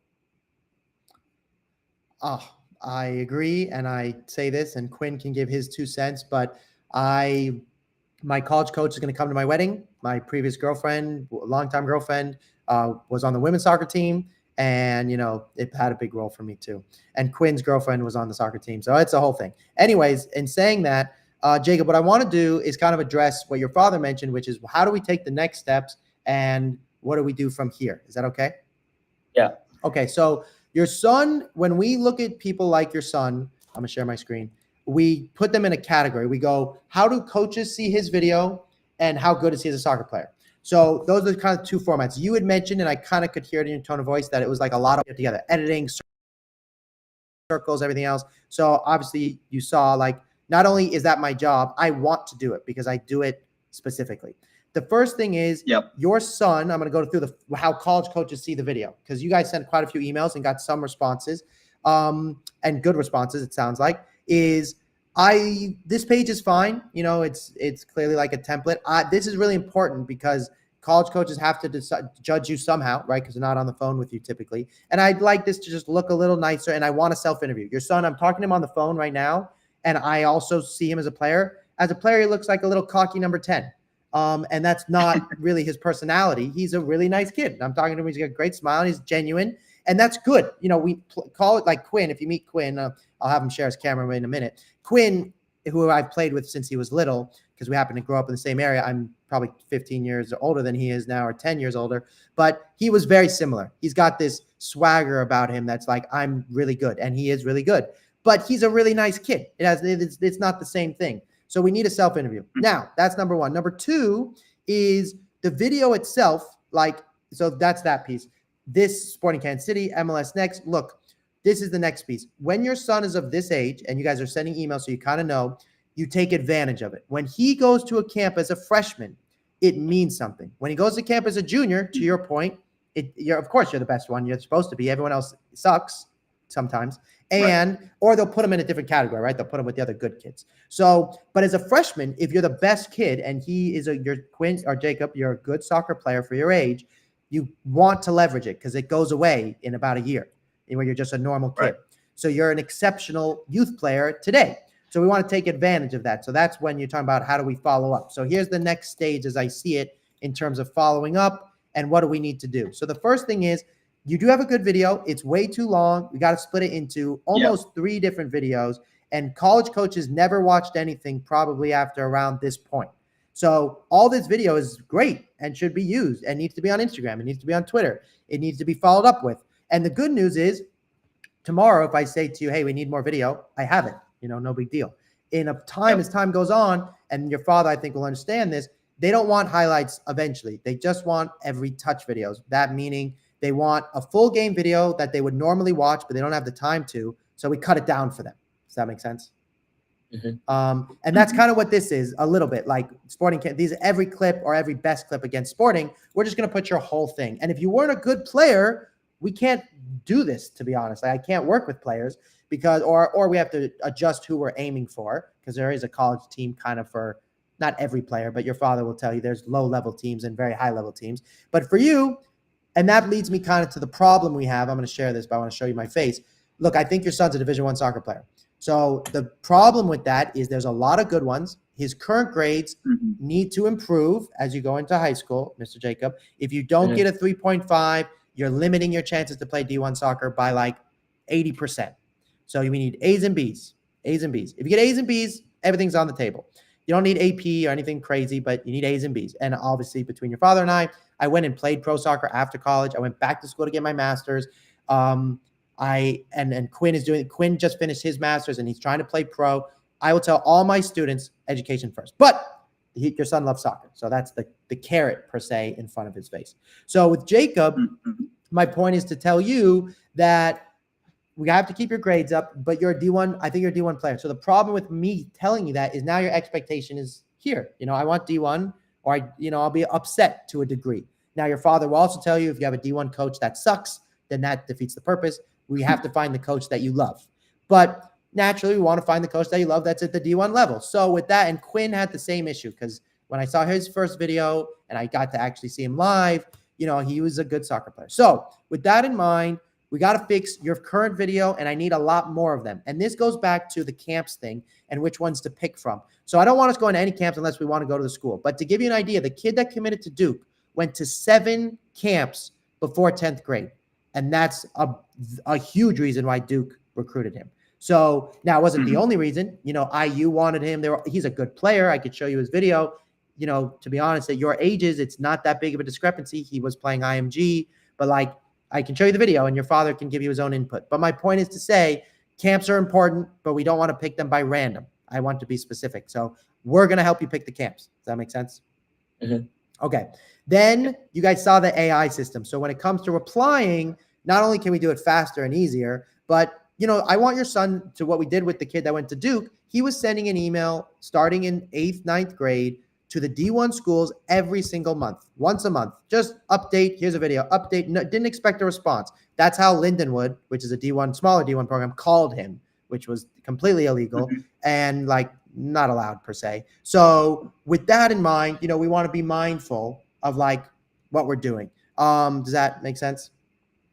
Yes. Okay. So with that and with all that, and that wasn't for the kid that went to Duke, nobody called him, but there was another kid we had who the schools broke the rules for him. So with that in mind, it's important to know that the D1 schools are taking notes. And also I want you going to the D1 schools camp and not being a waste of time. So if let's say we send you to a D1 school and they've seen a few videos of you and they like you, it won't be a waste of time. It will be worth your time. Does that make sense? Yeah. Okay. Yeah. So we're going to send, I know you've already sent some emails. I need to do what's called an audit. So you told me that you've gotten great responses. I bet you they left their cell phone. They leave their cell phone like 60% of the time. You need to text them, and we need to tell you what to say, and we need to tell you what video to say, and we need to tell them that you need to follow them on Instagram and all those things, because you're not competing with your teammates at this point, especially for the D1s. You're competing with some kid that plays at Manchester United who's going to get let go at 16 and wants to go to Wake or Duke or whoever. So that's who you're competing with, not your friends. So to do that, and they do want Americans. It's, there's more Americans than not. But like Marshall, like has 98% internationals. They don't have any they have 2 Americans. So I got to look at what you've done so far. And then club soccer wise, we're going to have to leverage your coach. If you think your college coach or your club coach will help you every day with every email and every video, then frankly, he'd be the best person. But traditionally, they have 25 kids plus the parents, and they're just not going to look over every email. That is what I do. So if that makes sense. Zev, so yep. So he's it's kind of a unique situation, I guess. Maybe not so unique, but his club coach, well, at least from all those videos, is the Xavier University coach here in New Orleans, NAIA. Sure. And very helpful and would, do anything we ask. Incredible. And I think for reason. Right. And what you said there, anything we ask is the key. So let's say today we ask him to call Clemson. That doesn't make sense. But as time goes on, if Clemson are genuine, right, or they give him a wink, wink at an ID camp, that would be incredible for us to be able to leverage him and go, hey, I'm a college coach. I work with, Mr. Key. I work with Jacob every day. Just so you know, he's a great kid and you should consider him. Yes, the answer is that's huge for us. I just want to be mindful, whether you work with me or not, that coaches traditionally, even if they want to help you every day, they can't do every message, if that makes sense. Right. But I'm so glad you brought it up. And you playing college soccer, like we should, if you want to, Jacob, email Incarnate Word, we should mention that your father played there, despite that it was ages ago. That's still it's a big deal. There's very few parents that play college soccer. My parents never did. Quinn's parents never did. It's a point of leverage because now your dad knows that to work out and to eat right, and the coaches know, oh, your dad knows what it means to be a college athlete. It's a big deal. So with that in mind, I want to see how you're emailing schools. Then I'm not sharing my screen. Let me share it. Then we want to narrow down the list, meaning we're going to make it a little bit bigger maybe than you have initially, just because I can with the AI, the proprietary email system that I have. It's just easier to do it. Then we're going to shrink it down, and then you're going to have with you, I'm hoping to have about 50 schools starting in about a month and a half from now that we're only going to email those 50 schools for the next 2 years, within reason. Showcases will change it and whatnot. But, those schools will get an email from you consistently for a while. And I expect on June 15th, which is like a year and some change, that you're getting 30 phone calls. And if you want to play D1, that's the trajectory. Does that make sense? Yeah. Okay. That's, if you work with me or not, that's what you got to do. Then I talked about this already, but if you don't like the coach, you'll be miserable because that's how this goes. Now, let me ask you this. Part of my job today is to scare your son away. Jacob, do these steps excite you or did I manage to say, hey, there's a lot of work. I don't want to play college soccer anymore? They excite me, I think. Okay. All right. So this is the next thing. You guys have heard of NCSA, I assume? Yes. They existed when your dad was playing, I think. Their whole premise is they have a platform. If you go on their platform, you'll get recruited. And I think there's truth to that because they do still exist, obviously. But for the schools that you want to go to, that is not the model, if that makes sense. So for you, we're thinking, hey, I want to play division, top academic D3 soccer is where the best soccer teams are. Your current grades do not meet those standards, so we have to increase those. So that means if you want to play the best D3 schools, you have to have better grades. Then you can play Division 2, kind of like your father, which is super competitive, but we're aiming for the D1s. NCSA that's not where D1 kids live. Does that make sense? Okay. Yep. So for you, we need your own YouTube, your own Instagram, your own Twitter. This is why the email proprietary system I have, it does not say College Soccer Guy in your email account. It has nothing to do with me. It's just a technology that allows us to do things easier and faster. Okay. And then as you probably have heard anyways, or if you haven't, have you had a call with them yet or not yet? No, not yet. They'll give you a call soon. They have everyone's phone number because they own everybody.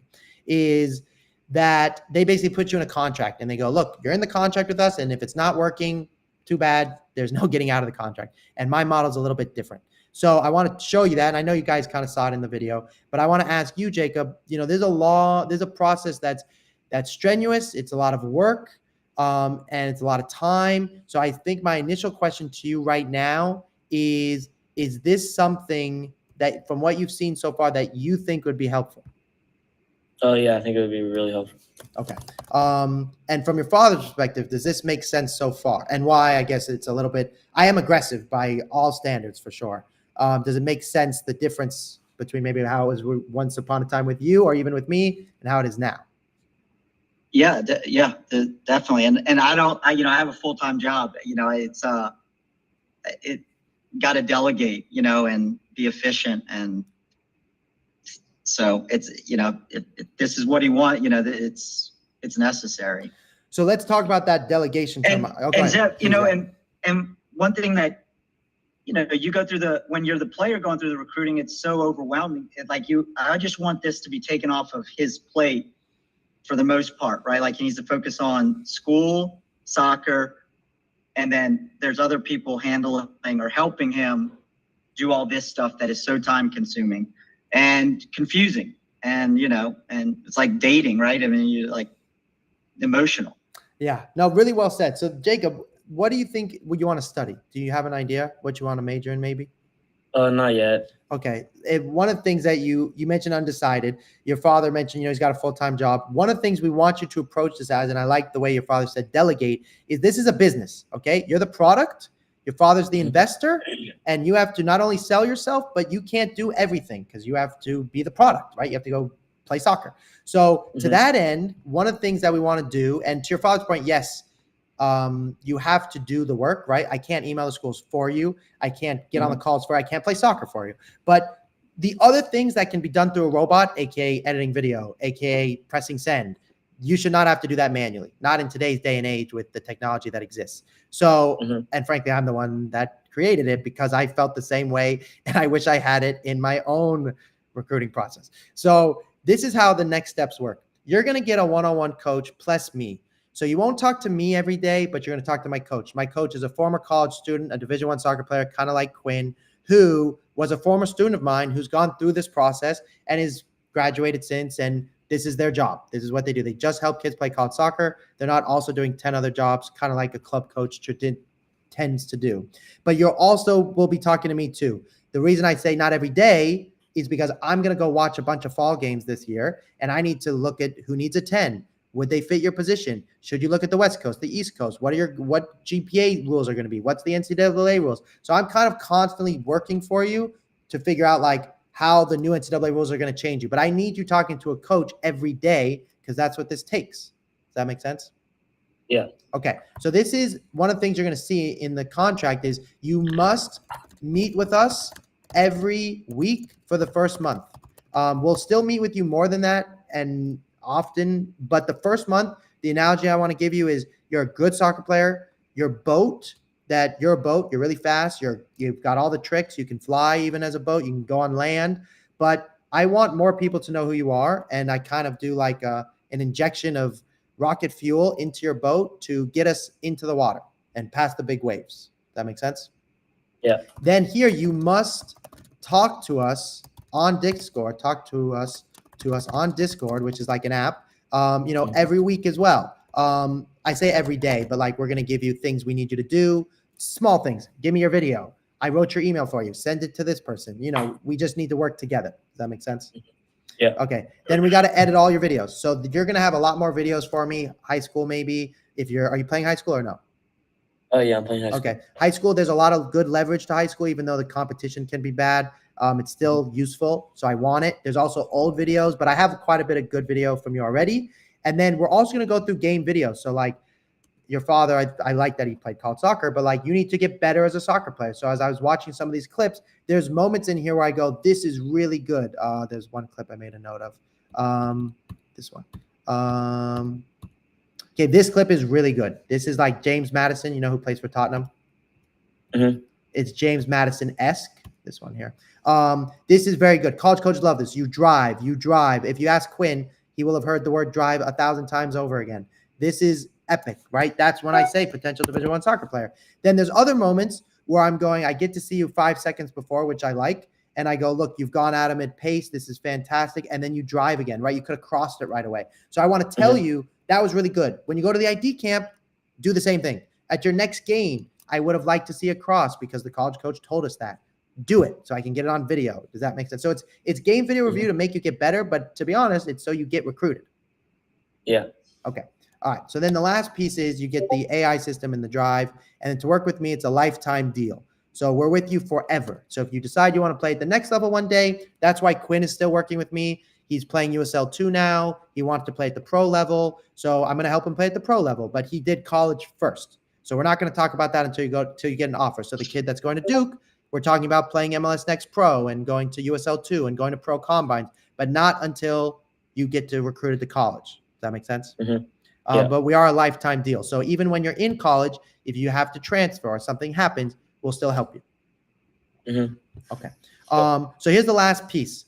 If in the first 3 months you're not being genuinely recruited, meaning you've already got a couple schools, those don't count. So either those schools are progressing further, fall game, texting, something of those lines, then I'm doing my job correctly. And my opinion is if you give me a 3.5 and above, Mr. Jacob, I can almost guarantee $20,000 to $60,000 in scholarship per year. So that's like 80 to 100,000. But you have to get above a 3.5 to guarantee. For me to, I can't ever guarantee because it's not legal, but to basically tell you that's been our record so far. We have a couple kids with a 3.2 that were willing to go to lesser schools for more money. If that's something you're interested in, then we can consider it. But we want to prioritize the soccer. Does that make sense? Yeah. Okay. So with that in mind, I only work with a limited number of students because it's a lot of one-on-one work that we do. So the first question I have for your father is this. From my perspective, I have to basically have an answer tonight, tomorrow. I'm going to have about 4 other calls today, and I can only take on a handful of you because I'm not taking on really that many more because the 2025s just screwed everything up for us because of the new NCAA rule. And we're going to have them take gap years, a few of our 25s. So the question is, from your father, if you had to work with me right now this second, are there any questions that come to mind immediately? Not really. My bad.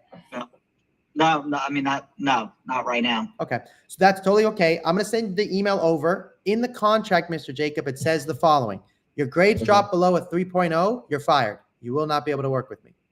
Cool. Number 2, or a GPA that your parents put as a standard. Number 2 is if you don't give me video, which I already have, you're fired. If you don't show up, you're fired. And if I don't get you recruited in 3 months, then you fire me.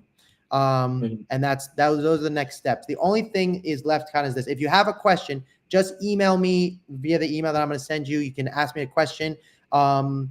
If I don't hear from you in 24 hours, then I just have to give the position to somebody else. Sound like a deal? Last question, Jacob. Last one. Why do you think you're a good candidate to work with me? We work with, a limited amount of students. This is also a test question because college coaches are going to ask you this, and we need to train you for this. And I appreciate if you want to give me a compliment, which I appreciate, but that's not what this question is about. This question is about why do you think you are a good candidate? Tell me about your strengths. Tell me why you think you should work with us. Well, I like playing soccer a lot. I'm a 10 and I really like attacking and like going at kids. So I think y'all could help me with that. And from your father's perspective, why do you think your son is a good candidate to work with us? I mean, look, he works hard. I mean, this is what he loves. I mean, his MLS Next team is, it's an hour away. So he's on school days, he's making practices 2 and 3 times a week, driving 3.5 hours basically, and still getting work done at school and keeping up. So, I mean, you're getting a very driven and I think talented kid. Amazing. Thank you, everybody. I'm going to send over the email. If you have any questions, like I said, just let me know. And then the next steps are let's pretend you're going to say, Jacob, hey, we want to do this. Well, we're going to get started kind of right away. The first email we're going to send is a little bit different. Like normally we kind of say, are you looking for my position for the class of X? We're going to actually jump straight into the fall season. And we need you I want to push for some invitations for you to like go on campus. And doing that is not just for the fact that we want the coaches to get interested in you, but you as a person. I need you to tell your father and I, which you don't need to know the answer today, but I need you to eventually be able to go, I like this school and I don't like that school. And frankly, it's very rare that you go to a campus and you go, I love it, and then you're done. Usually you go, I hate it, I hate it, I hate it. And then you realize how much you love something else. So we have to start that process. And the beauty is, as your father will tell you, let's say we wanted you to go to school, forget soccer. I couldn't make you think about this. You'd be like, I'll wait till my senior year. The beauty of being an athlete is you're thinking about it now, which is great and healthy for academics and everything else. Very good, everyone. It was a pleasure talking to you, and I'll talk to you soon. Thank you. Bye. Great. Thank you. You're welcome. Bye. Okay, Mr. Quinn-Meister. You're live, Quinn, so no bad words. Sure. We have a couple minutes. What did you just tell me your thoughts? Yeah, so like I said, I watched the video beforehand. He's a good player. He's a sophomore? Freshman. Jesus. So yeah, he's got a lot of time, so that's good for him. But it seems like with the Clips, at least the people he's playing against, he's a good player. Seems like he's dominant, coming on the ball. His dad, I think while he's a little bit, has a little bit of, not distrust, but, he didn't